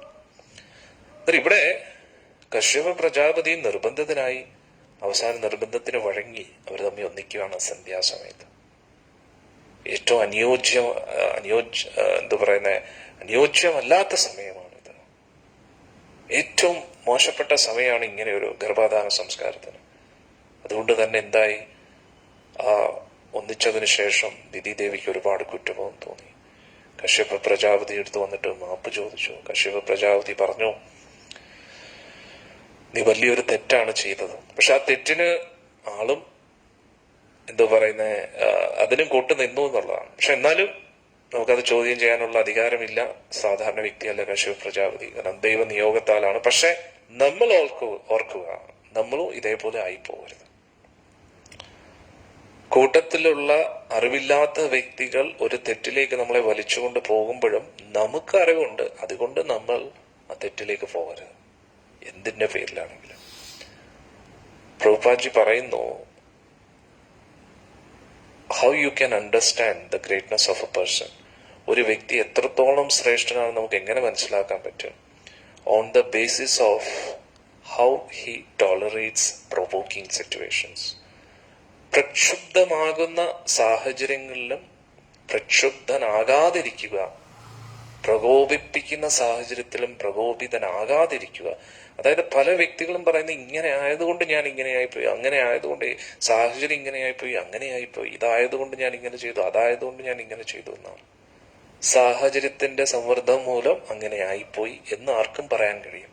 പക്ഷെ യഥാർത്ഥ വ്യക്തി, യഥാർത്ഥ ശ്രേഷ്ഠ വ്യക്തികൾ എന്ന് പറഞ്ഞാൽ സാഹചര്യം എങ്ങനെയാണെങ്കിലും നമ്മൾ ഇങ്ങനെ തന്നെയായിരിക്കും.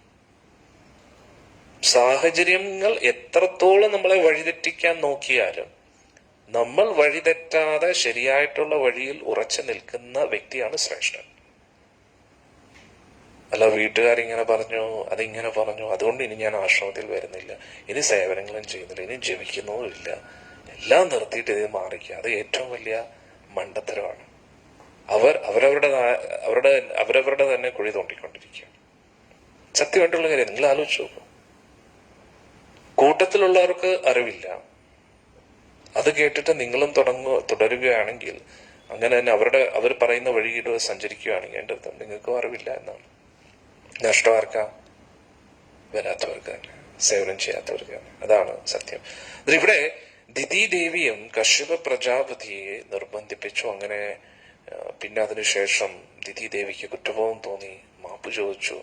അപ്പോൾ കശ്യപ പ്രജാപതി പറഞ്ഞു, നീ വലിയൊരു തെറ്റാണ് ചെയ്തത്. ഇതിന്റെ ഫലമായി ഏറ്റവും വലിയ ദുഷ്ടന്മാരായിരിക്കും ഈ ഗർഭത്തിൽ നിന്ന് വരുന്നത്. അതിനു മുമ്പേ ദിതി ദേവി പ്രാർത്ഥിച്ചു. കാരണം കശ്യപ പ്രജാപതി പറഞ്ഞു, ഈ സമയത്ത് പാടില്ല, ഈ സമയത്ത് ഇങ്ങനെ ഒരു ബന്ധത്തിൽ ഏർപ്പെട്ടു കഴിഞ്ഞാൽ മഹാദേവന്റെ ക്രോധത്തിന് ഇരയാകും. മഹാദേവൻ സന്ധ്യാവേളകളിൽ ഭൂത പ്രേത ഗണങ്ങളുമായിട്ട് ഇറങ്ങുന്ന സമയമാണെന്നൊക്കെ പറഞ്ഞു.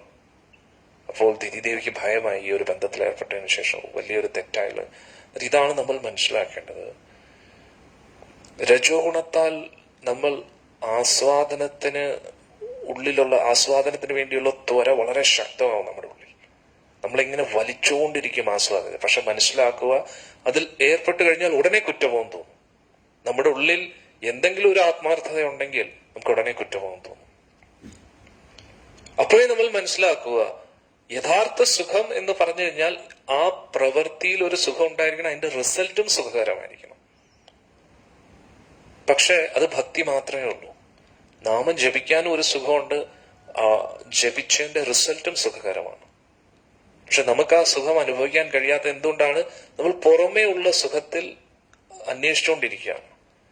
പുറം ലോകത്തുള്ള സുഖം അന്വേഷണം നിർത്തി നമ്മൾ ഫോക്കസ് ചെയ്തു കഴിഞ്ഞാൽ ആ ജപത്തിലും ഭക്തി പ്രക്രിയയിലും നമുക്ക് ആനന്ദം അനുഭവിക്കും. അതാണ് നമ്മൾ മനസ്സിലാക്കുന്നത്. പ്രത്യക്ഷാവഗമം ധർമ്മം സുഖം കർത്തും അവ്യയം ഭഗവാൻ പറയുന്നുണ്ട്. ഈ ഭക്തി പ്രക്രിയ എന്ന് പറഞ്ഞാൽ വളരെ പ്രാക്ടിക്കലാണ്, വളരെ സുഖകരമാണെന്നും പറയുന്നു. തുടക്കത്തിലും സുഖം, എൻഡിലും സുഖം. ഇനി അബദ്ധവശാൽ നമ്മൾ എവിടെയെങ്കിലും അത് യാത്ര മുടങ്ങിപ്പോയാലും അവിടെയും സുഖമാണ്. കാരണം അത് കണ്ടിന്യൂ ചെയ്യാനുള്ള അവസരം ഇനി ലഭിക്കും എന്നുള്ളതാണ്. അതാണ് ഭക്തി പ്രക്രിയ. പക്ഷേ ആസ്വാദന വിഷയങ്ങളോ എങ്ങനെയാണ്? ആസ്വാദനത്തിന് വേണ്ടി ഒരുപാട് കഷ്ടപ്പെടേണ്ടി വരും. എന്തിനു വേണ്ടി?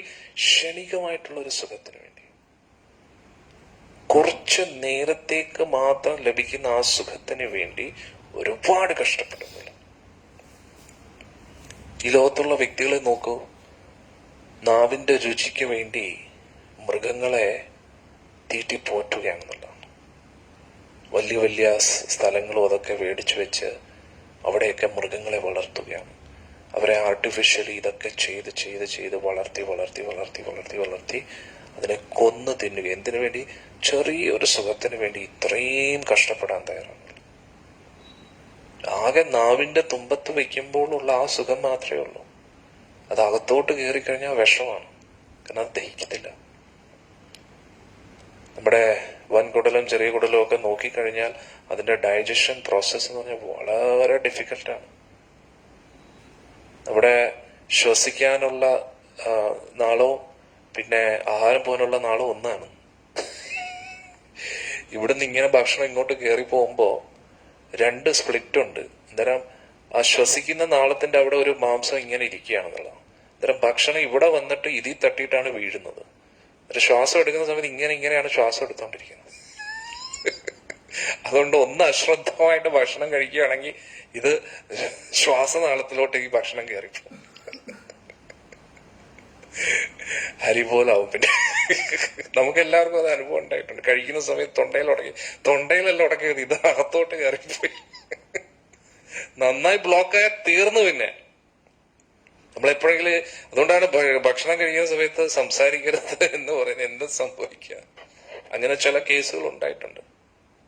മെഡിക്കൽ ഹിസ്റ്ററിയിൽ അങ്ങനെ ചില മരണങ്ങൾ സംഭവിച്ചിട്ടുണ്ട്. എന്ത് നാണം കെട്ട മരണമായിരിക്കും അതും ഈ തൊണ്ട ഇതൊക്കെ എന്ന് പറഞ്ഞാൽ പുറത്തുനിന്ന് ഇത്രയും കനമുണ്ട്, പക്ഷെ ആക്ച്വലി ആഹാരം പോകുന്ന ഇത്രയും ഒരു പൈപ്പിലൂടെ. ഒന്ന് ആലോചിച്ചോ.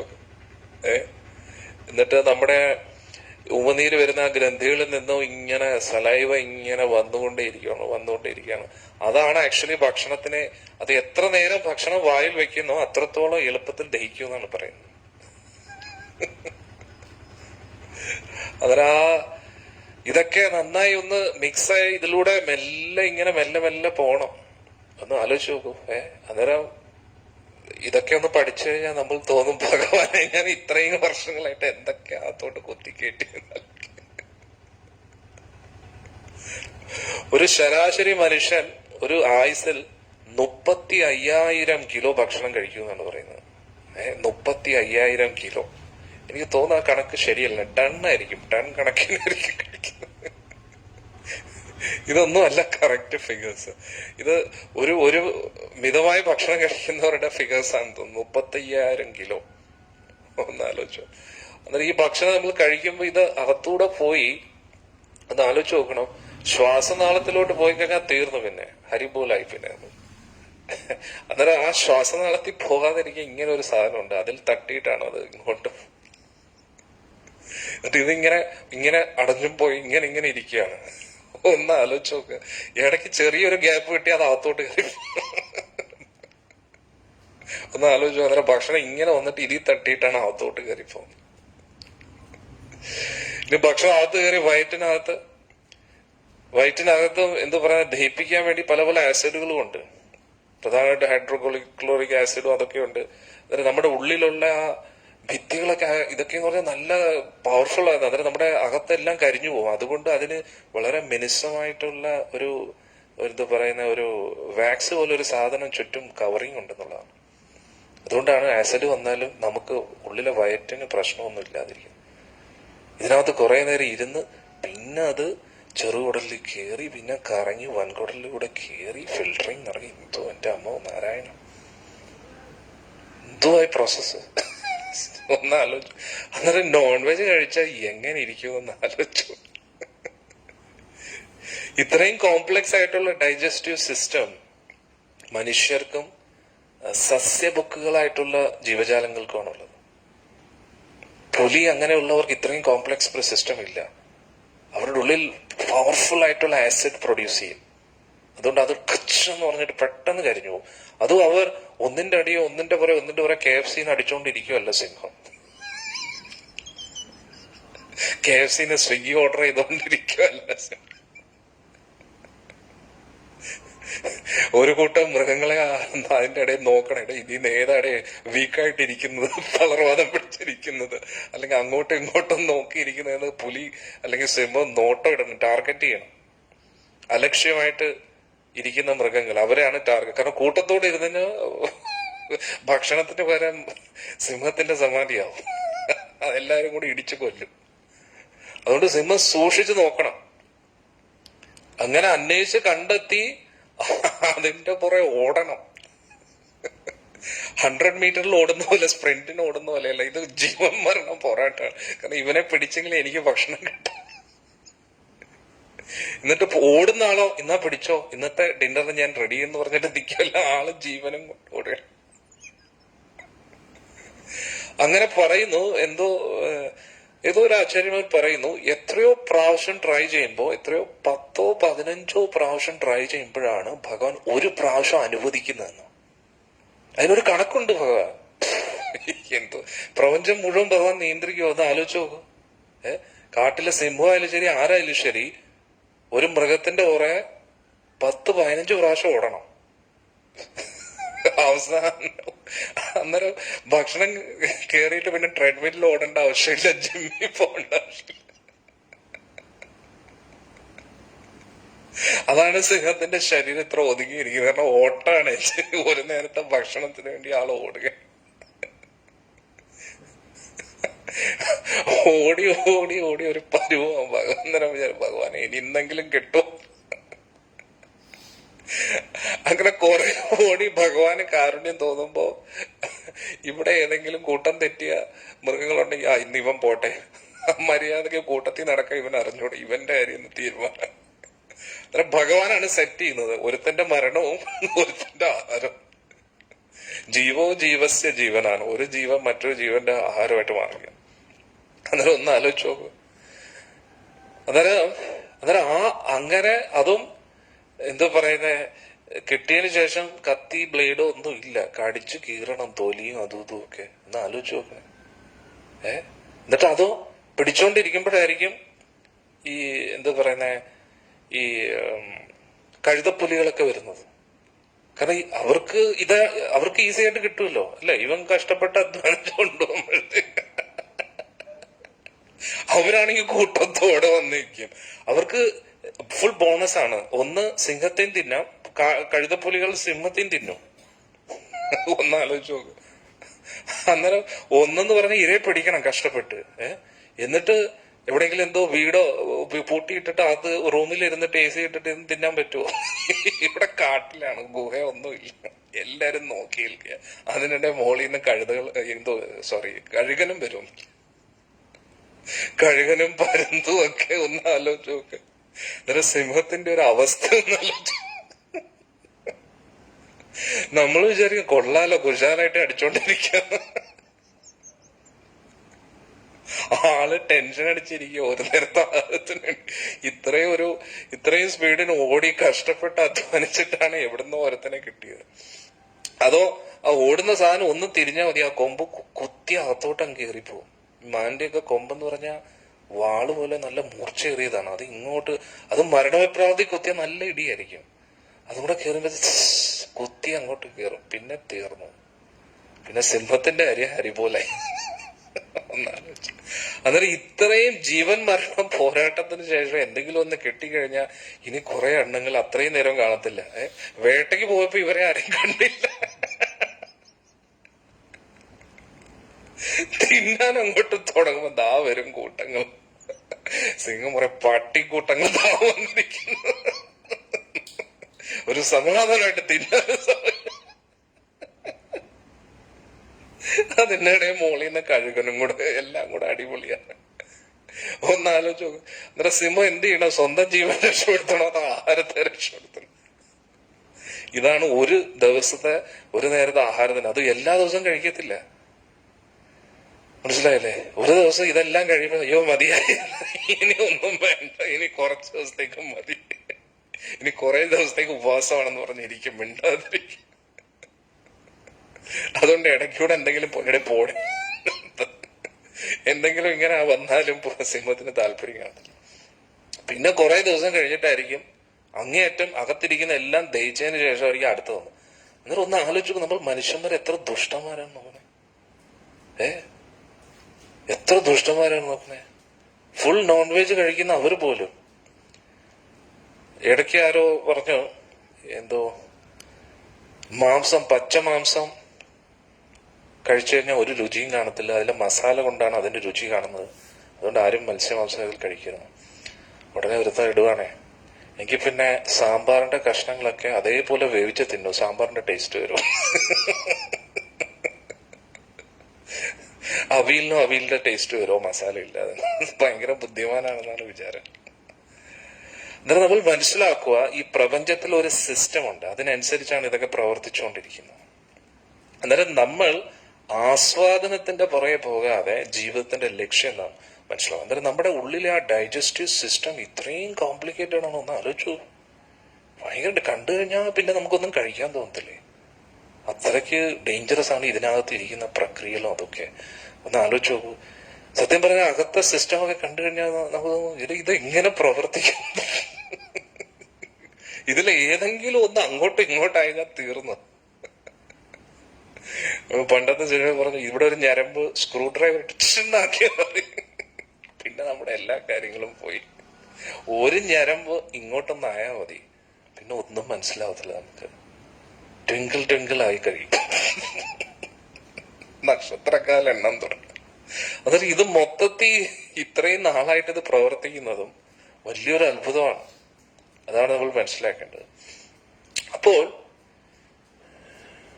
ദിതി ദേവിയെടുത്ത് കശ്യപ പ്രജാപതി പറയുകയാണ്, നീ ചെയ്തത് വലിയൊരു തെറ്റാണ്, ഇതിന്റെ ശിക്ഷയായി നിനക്ക് വളരെ ദുഷ്ടന്മാരായിട്ടുള്ള 2 കുട്ടികളായിരിക്കും ജനിക്കുന്നതെന്ന് പറഞ്ഞു. ഒരുപാട് ദ്രോഹങ്ങൾ ചെയ്യും, സാധുജനങ്ങളെ ദ്രോഹിക്കും, സ്ത്രീജനങ്ങളെ അപമാനിക്കും. അതാണ് നമ്മൾ മനസ്സിലാക്കേണ്ടത്. ദുഷ്ടന്മാർക്ക് ശക്തി കിട്ടിക്കഴിഞ്ഞാൽ യോഗ്യതയില്ലാത്തവർക്ക് സ്ഥാനമാനങ്ങൾ ലഭിക്കുമ്പോൾ അവരെന്തായിരിക്കും ചെയ്യുന്നത്? സ്ത്രീകളെ അപമാനിക്കും, സാധുജനങ്ങളെ ദ്രോഹിക്കും. ഇതൊക്കെയാണ് നടക്കുന്നത്. അന്നേരം ധർമ്മം എന്ന് പറഞ്ഞു കഴിഞ്ഞാൽ സ്ത്രീജനങ്ങൾ സംരക്ഷിക്കപ്പെടണം, കുട്ടികൾ സംരക്ഷിക്കപ്പെടണം, വൃദ്ധജനങ്ങൾ സംരക്ഷിക്കപ്പെടണം, സാധു മൃഗങ്ങൾ സംരക്ഷിക്കപ്പെടണം, ഭക്തജനങ്ങൾ സംരക്ഷിക്കണം. അതാണ് യഥാർത്ഥ ഒരു ഭരണാധികാരി എന്ന് പറയുന്നത്. പക്ഷെ നമ്മൾ നോക്കിക്കഴിഞ്ഞാൽ തീവ്രവാദ പ്രവർത്തികളെല്ലാം നോക്കിക്കഴിഞ്ഞാൽ ഇവരെയാണ് ടാർഗറ്റ് ചെയ്യുന്നത്. സ്ത്രീകളെ ദ്രോഹിക്കും, കുട്ടികളെ ദ്രോഹിക്കും, പിന്നെ സാധുജനങ്ങളെയും മൃഗങ്ങളെയൊക്കെ. ഇതാണ് അവരുടെ എന്താ പറയുക വലിയ ശക്തി, അല്ലെങ്കിൽ അവരുടെ കഴിവുകൾ തെളിയിക്കുന്നത് ഇങ്ങനെയുള്ള പാവങ്ങളുടെ അടുത്താണ്. ഒന്ന് ആലോചിച്ചത്. അന്നേരം പറഞ്ഞു ഇവരെയൊക്കെ ദ്രോഹിക്കും.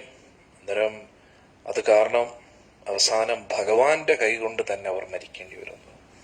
അത് കേട്ടപ്പോൾ ദിതിക്ക് വലിയ സന്തോഷമായി. കാരണം എന്തായാലും ഭഗവാന്റെ കൈ കൊണ്ടാണല്ലോ മരണം.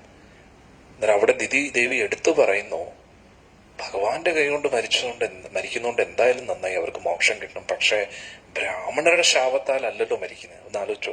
അന്നേരം ബ്രാഹ്മണരെയോ ഭഗവാന്റെ ഭക്തർ, ബ്രാഹ്മണർ എന്ന് പറഞ്ഞാൽ എന്താ? ഭഗവാനെ അറിഞ്ഞവർ തന്നെ, പക്ഷെ പരിശുദ്ധ ഭക്തിയിലേക്ക് എത്തിയിട്ടില്ല. ബ്രാഹ്മണ്യ കർമ്മങ്ങൾ അനുസരിച്ച് ജീവിക്കുന്നു, ലളിതമായിട്ടുള്ള ജീവിതം, ഉയർന്ന ചിന്താഗതി അനുസരിച്ച് ഭഗവാന്റെ സേവനങ്ങൾ ചെയ്യുന്നവരെല്ലാവരും ബ്രാഹ്മണരാണ്.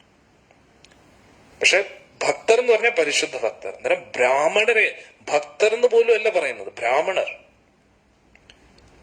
അതായത് ശാസ്ത്രങ്ങൾ പഠിച്ച് ഭഗവാന്റെ പൂജാതി കർമ്മങ്ങൾ ചെയ്ത് ലളിതമായിട്ടുള്ള ജീവിതം, ഉയർന്ന ചിന്താഗതി അനുസരിച്ച് ജീവിക്കുന്നവർ ബ്രാഹ്മണരാണ്. പരിശുദ്ധ ഭക്തരായി മാറിയില്ലെങ്കിൽ പോലും അങ്ങനെയുള്ള ബ്രാഹ്മണരെ വിഷമിപ്പിക്കുമ്പോൾ ഭഗവാൻ വളരെ കുപിതനാകും. ഭഗവാന്റെ കൈകൊണ്ട് മരിക്കുമ്പോൾ അവർക്ക് ശ്രേഷ്ഠമായിട്ടുള്ള പദവി ലഭിക്കും. പക്ഷെ ബ്രാഹ്മണ ശാപത്താൽ ഒരാൾക്ക് എന്തെങ്കിലും സംഭവിക്കുകയാണെങ്കിൽ അവർക്ക് ഒരു രക്ഷയില്ല, ഭഗവാൻ തിരിഞ്ഞു പോലും നോക്കത്തില്ല. അതാണ് നമ്മൾ മനസ്സിലാക്കുക. അന്നേരം ദിതി പറഞ്ഞു, ഭഗവാന്റെ കൈ കൊണ്ടാണല്ലോ മരണം, അത് വളരെ നല്ലതാണ്, പക്ഷെ ബ്രാഹ്മണരെ വിഷമിപ്പിച്ചുകൊണ്ടല്ലോ എന്ന് പറഞ്ഞു. ഇതും കൂടെ കേട്ടപ്പോ കശ്യപ പ്രജാപതിക്ക് വളരെ സന്തോഷമായി. കാരണം എന്താ കാര്യം, എന്തൊക്കെ പറഞ്ഞാലും ദിതി വളരെ സൗമ്യമായിട്ട് സംസാരിച്ചു. പിന്നെ ഒരു തെറ്റാണ് ചെയ്തെങ്കിലും കുറ്റബോധമുണ്ട്, മഹാദേവനെയും സ്തുതിച്ചു. അതുകൊണ്ട് കശ്യപ പ്രജാപതി പറഞ്ഞു, അതുകൊണ്ട് ഞാനിതാ അനുഗ്രഹിക്കുന്നു, നിന്റെ പരമ്പരയിൽ അതിശ്രേഷ്ഠനായിട്ടുള്ള ഒരു ഭക്തൻ ജനിക്കുന്നു. അതാരാ? പ്രഹ്ലാദൻ. ഭക്ത പ്രഹ്ലാദ് കീ, പ്രഹ്ലാദ് മഹാരാജ് കീ. അതായത് നിന്റെ കൊച്ചുമകൻ, നിന്റെ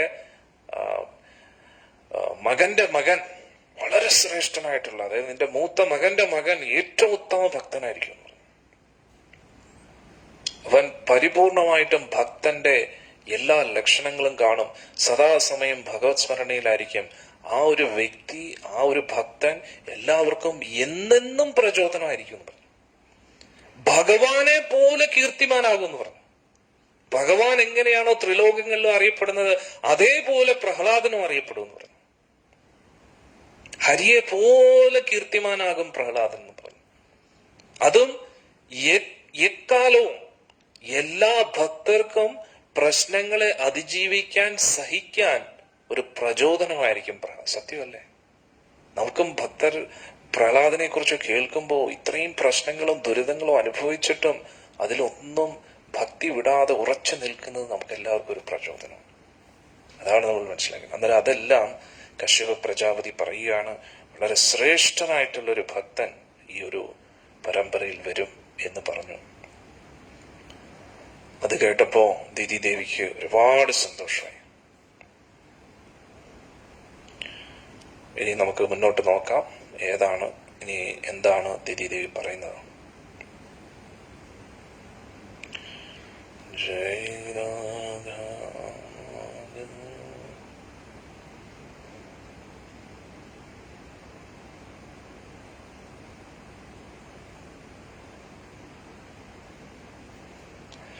കുറച്ച് ശ്ലോകങ്ങളുണ്ട് പ്രഹ്ലാദനെ കുറിച്ച് പറയുന്നത്, നമുക്കത് എല്ലാവരും ചേർന്ന് പറയാം.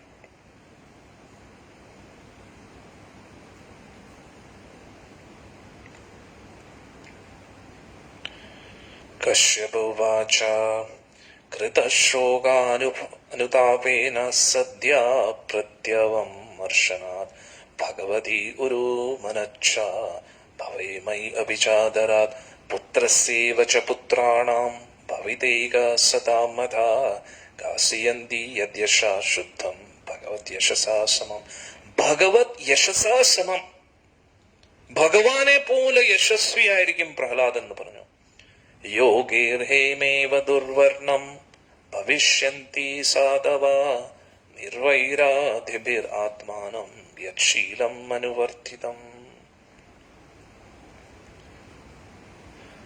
പ്രഹ്ലാദന്റെ തൃപ്പാദങ്ങളെ പിന്തുടരാൻ വേണ്ടി ഒരുപാട് സാധുജനങ്ങൾ പ്രഹ്ലാദന്റെ ചരിത്രം പഠിക്കും, പ്രഹ്ലാദന്റെ സ്വഭാവം എന്താണെന്ന് മനസ്സിലാക്കും, ആ ഗുണങ്ങളെയൊക്കെ ജീവിതത്തിൽ പ്രാവർത്തികമാക്കാൻ നോക്കും. എങ്ങനെയാണോ സ്വർണം അഗ്നിയാൽ ശുദ്ധീകരിക്കപ്പെടുന്ന കൂടുതൽ കൂടുതൽ പരിശുദ്ധമാകുന്നത്, അതേപോലെ ജീവിത പ്രശ്നങ്ങളെ നേരിടാൻ എല്ലാവർക്കും ഒരു പ്രചോദനമാകും പ്രഹ്ലാദിന്റെ ജീവിതം. യത് പ്രസാദാത് ഇദം വിശ്വം പ്രസീദതി യദാത്മകം സസ്വാദൃക് ഭഗവാൻ യസ്യ തോഷ്യത്തെ അനന്യദൃശ. എല്ലാവരും പ്രഹ്ലാദനിൽ സന്തുഷ്ടനായിരിക്കും. സർവോപരി എന്തുകൊണ്ട്? ഭഗവാൻ പ്രഹ്ലാദനിൽ സന്തോഷം. നമ്മൾ ചർച്ച ചെയ്തില്ലേ, ഭഗവാൻ സന്തുഷ്ടനാണോ നമ്മൾ സന്തുഷ്ടനായിരിക്കും. ഭഗവാൻ സന്തുഷ്ടനാണെങ്കിൽ എല്ലാവരും നമ്മൾ സന്തുഷ്ടനായിരിക്കും എന്ന് പറയുന്നു. കാരണം ഭഗവാൻ പൊതുവെ സന്തുഷ്ടനായിരിക്കും. എപ്പോഴാണ് ഇവിടെ പറയുന്നു? നമ്മൾ നേരത്തെ പറഞ്ഞ എന്താ? ഭഗവാൻ സന്തുഷ്ടനാണെങ്കിൽ നമ്മൾ സന്തുഷ്ടനായിരിക്കും. അന്നേരം ഭഗവാനെ സന്തോഷിപ്പിക്കാനുള്ള വഴി ഇവിടെ പറയുന്നു. എന്താണ്? അനന്യദൃശ. ഭഗവാൻ ഒരിക്കെ മറ്റൊന്നും ആഗ്രഹിക്കരുത്, അപ്പോൾ ഭഗവാൻ സന്തോഷിക്കും. അതാണ് ഇവിടെ പറയുന്നത്. എല്ലാവരും ചേർന്ന് പറയൂ. യത് പ്രസാദാത് ഇദം വിശ്വം,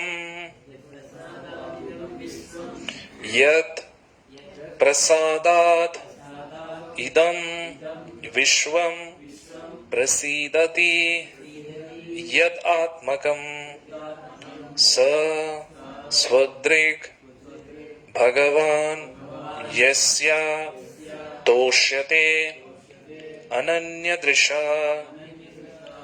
യത് പ്രസാദാത് ഇദം വിശ്വം പ്രസീദതി യദാത്മകം സസ്വദൃക്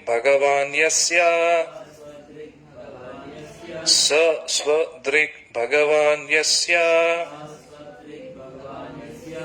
തോഷ്യത്തെ അനന്യാദൃശ. യത് പ്രസാദാത് ഇദം വിശ്വം പ്രസീദതി യത് ആത്മകം സസ്വദൃക് ഭഗവാൻ യസ്യ തോഷ്യത്തെ അനന്യദൃശ. ഭഗവാൻ സന്തുഷ്ടനാണെങ്കിൽ വിശ്വം മുഴുവൻ സന്തുഷ്ടനാവും. എങ്ങനെയാണ് ഭഗവാൻ സന്തുഷ്ടനാകുന്നത്? അനന്യദൃശ. മറ്റു കാര്യങ്ങളിലൊന്നും നമ്മുടെ ബോധം പോകരുത്. നമ്മുടെ ബുദ്ധി, ദൃശ എന്ന് പറഞ്ഞാൽ ബുദ്ധി എപ്പോഴും ഭഗവത് കാര്യത്തിലായിരിക്കണം. ഭഗവത് കാര്യത്തിലല്ലാതെ നമ്മുടെ ബുദ്ധി അങ്ങോട്ടും ഇങ്ങോട്ടും പോകരുത്. അങ്ങനെയാണെങ്കിൽ ഭഗവാൻ നമ്മൾ സന്തോഷിക്കും. ഭഗവാൻ നമ്മൾ സന്തോഷിക്കുമെങ്കിൽ വിശ്വം മുഴുവൻ സന്തോഷിക്കും എന്നാണ് ഇവിടെ. അതുകൊണ്ട് തന്നെ പ്രഹ്ലാദൻ എല്ലാവർക്കും വളരെ പ്രിയപ്പെട്ട ആളായിരുന്നു. സ വൈ മഹാഭാഗവതോ മഹാത്മാ, സ വൈ മഹാഭാഗവതോ മഹാത്മാ മഹാനുഭാവോ മഹതാം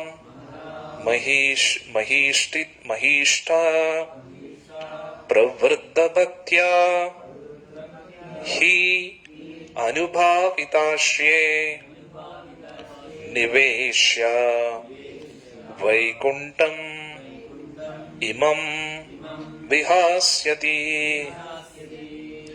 സ വൈ മഹാഭാഗവതോ മഹാത്മാ, സ വൈ മഹാഭാഗവതോ മഹാത്മാ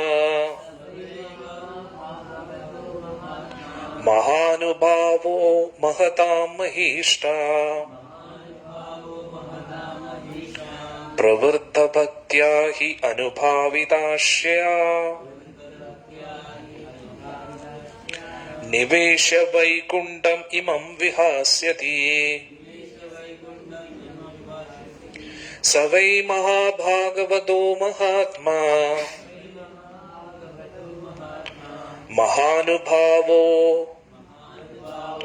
മഹതാം മഹീഷ്ട പ്രവൃദ്ധഭക്ത്യാ ഹി അനുഭാവിതാശ്രയേ നിവേശ്യ വൈകുണ്ഠം ഇമം വിഹാസ്യതി.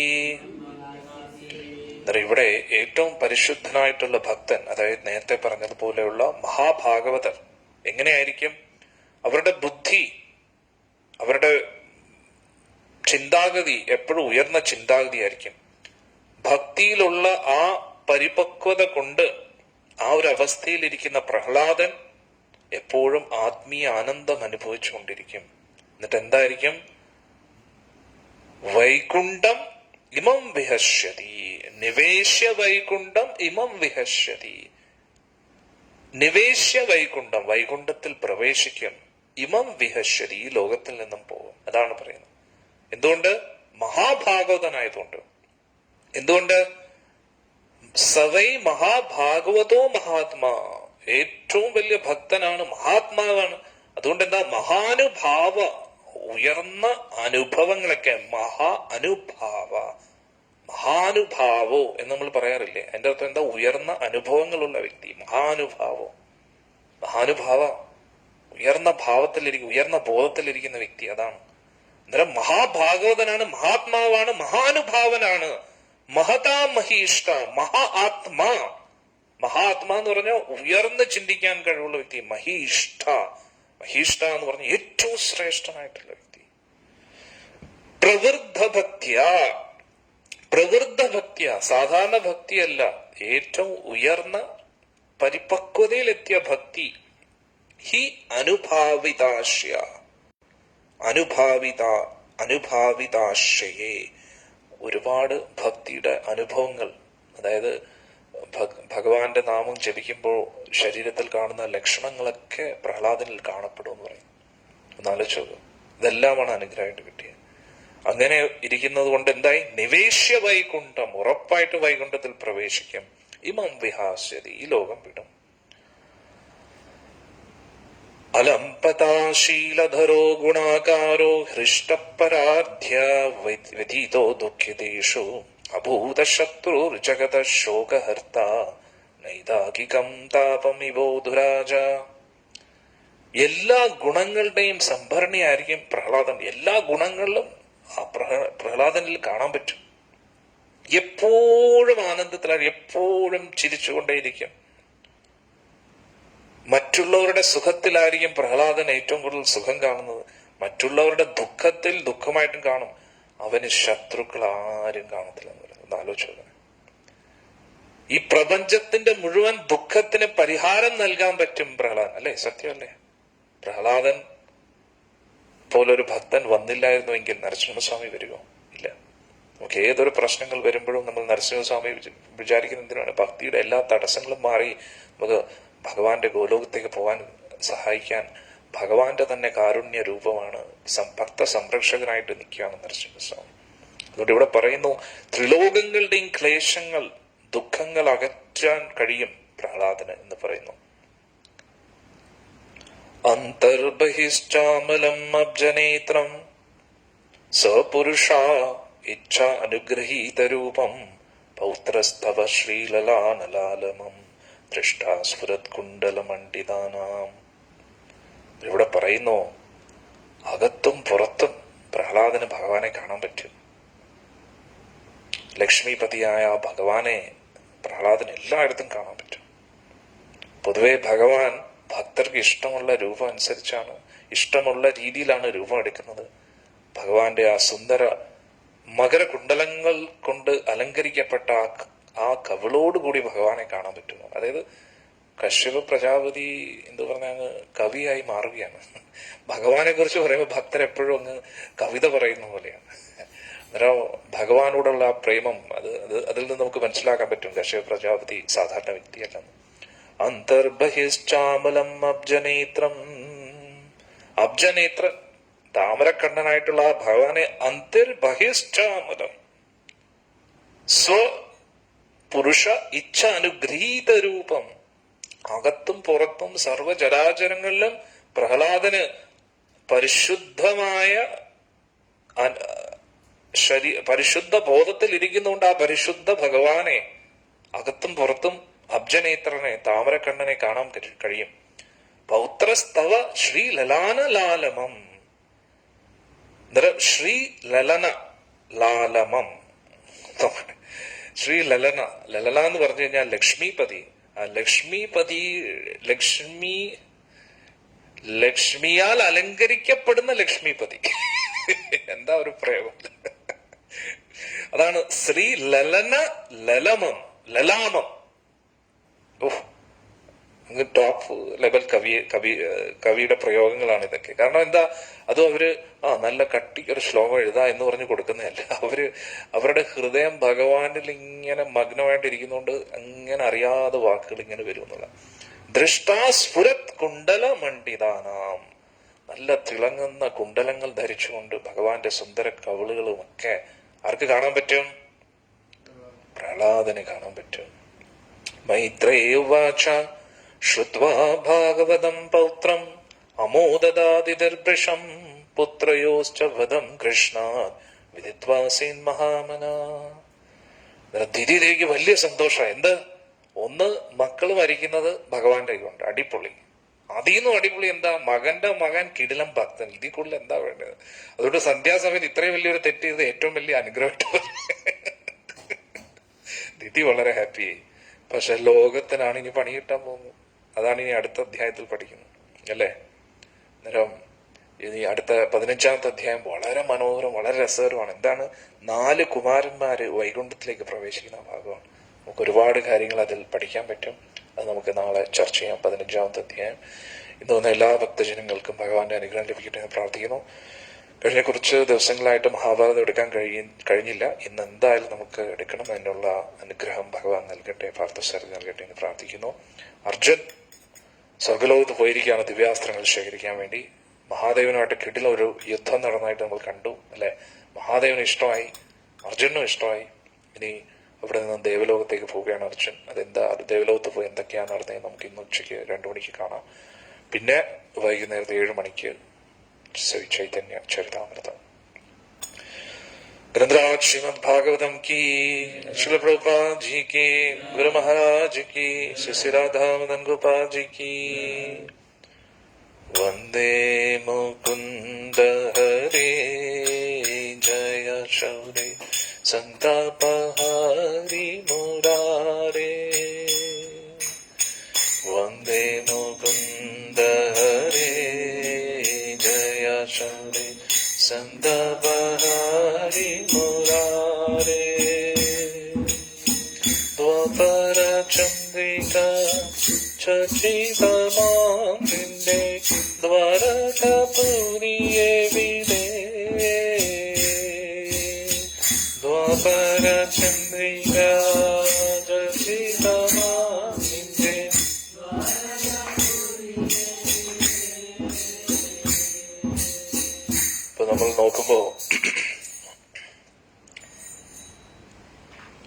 നമുക്ക് ഭഗവാനെ കുറിച്ച് സ്മരിക്കണം, അതാണ് നമ്മുടെ ജീവിതത്തിന്റെ ലക്ഷ്യം. പക്ഷെ ഇതുവരെയും കാണാത്ത ഒരു വ്യക്തിയെ നമുക്ക് എങ്ങനെയാ സ്മരിക്കാൻ കഴിയില്ല. അതുകൊണ്ട് ഭഗവാൻ കാരുണ്യപൂർവ്വം ശ്രീമദ് ഭാഗവതം നൽകിയിരിക്കുകയാണ്. നമ്മൾ സ്വയം ഊഹാപോഹങ്ങൾ കൊണ്ടൊന്നും സങ്കല്പിക്കേണ്ട ആവശ്യമില്ല.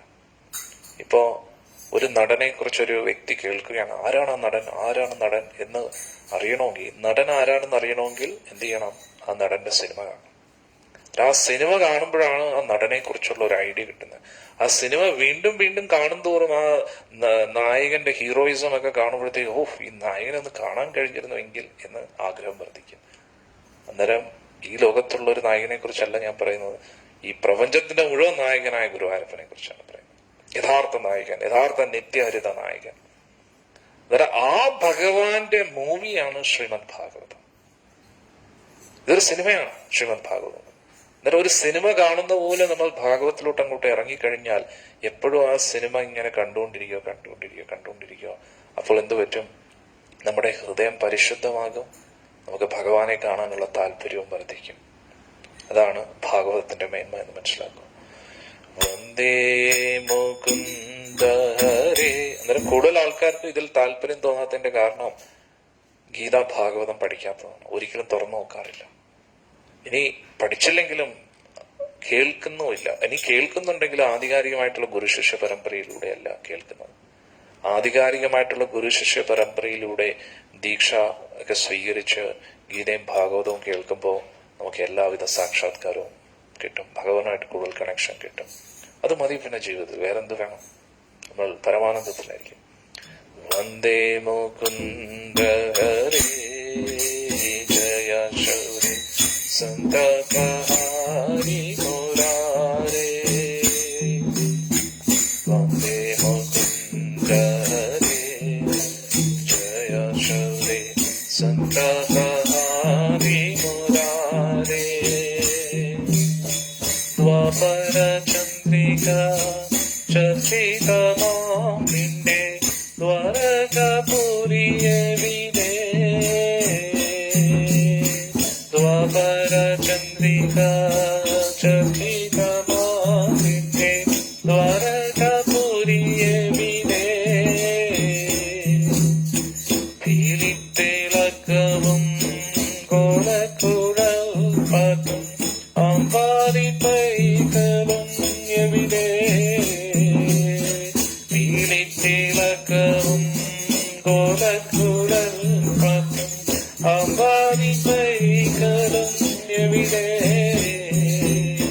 പുരനിഷാദശരം കൊണ്ട് നീരുമി നെഞ്ചിലെന്നാത്മപ്രേമം. പുരനിഷാദശരം കൊണ്ട് നീരുമി നെഞ്ചിലെന്നാത്മപ്രേമം. പ്രേമസ്വരൂപന സ്നേഹസതേത്യന്റെ കൽക്കലങ്കും നീ പ്രണാമം. പ്രേമസ്വരൂപന സ്നേഹസതേത്യന്റെ കൽക്കലങ്കും നീ പ്രണാമം. വന്ദേ മുകുന്ദ ഹരേ ജയ ശൗരി സന്തതഹാരി മുരാരേ. വന്ദേ മുകുന്ദ ഹരേ ജയ ശൗരി സന്തതഹാരി മുരാരേ. ദ്വാപര ചന്ദ്രിക ചർച്ചിതമാം നിന്റെ ദ്വാരകപുരിയെവിടെ. ദ്വാപര ചന്ദ്രിക ചർച്ചിതമാം നിന്റെ ദ്വാരകപുരിയെവിടെ.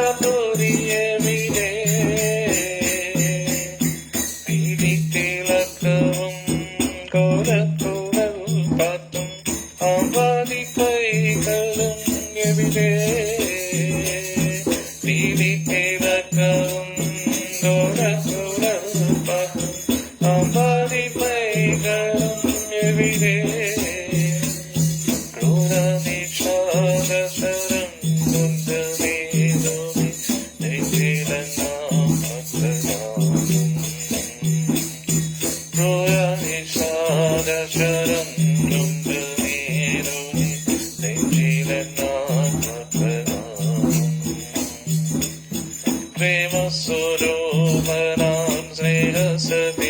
കന്റെ കാക്കരംഗം നീ പ്രണാമം പ്രേമസ്വരൂപനാം ശ്രീരസതീകന്റെ കാക്കരംഗം നീ പ്രണാമം വന്ദേ മുകുന്ദ ഹരേ ഗയാശവേ സന്താപഹാരി മുരാരേ വന്ദേ മുകുന്ദ ഹരേ ഗയാശവേ സന്താപഹാരി മുരാരേ പോകല്ലേ പോകല്ലേ മധുരയ്ക്കു കണ്ണ വൃന്ദാവനം വിട്ടു പോകല്ലേ കണ്ണ പോകല്ലേ പോകല്ലേ മധുരയ്ക്കു കണ്ണ വൃന്ദാവനം വിട്ടു പോകല്ലേ കണ്ണ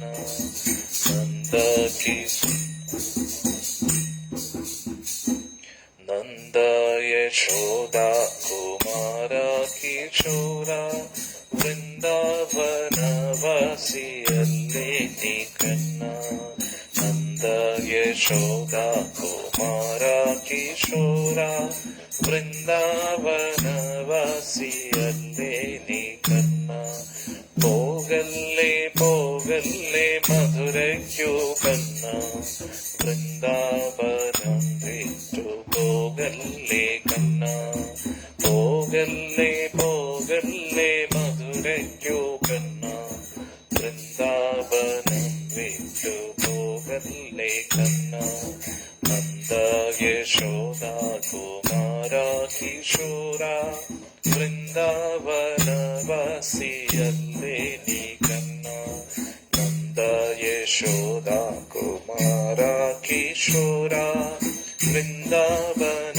വൃന്ദാവനവാസിയല്ലേ നീ കണ്ണ വെണ്ണ പാൽക്കട്ടുണ്ട നീലക്കാർവണ്ണ വെണ്ണ കട്ടുണ്ണുവാനാരുണ്ട് കണ്ണ എണ്ണ പാൽക്കട്ടുണ്ട നീലക്കാർവണ്ണ വെണ്ണ കട്ടുണ്ണുവാനാരുണ്ട് കണ്ണ കണ്ണീരാൽ തീരുന്നു പോകല്ലേ കണ്ണ വൃന്ദാവനം ശൂന്യമാകില്ലേ കണ്ണ കണ്ണീരാൽ തീരുന്നു പോകല്ലേ കണ്ണ വൃന്ദാവനം ശൂന്യമാകില്ലേ കണ്ണ പോകല്ലേ പോകല്ലേ മധുരയ്ക്കു കണ്ണ വൃന്ദാവനം വിട്ടു പോകല്ലേ കണ്ണ പോകല്ലേ പോകല്ലേ മധുരയ്ക്കു കണ്ണ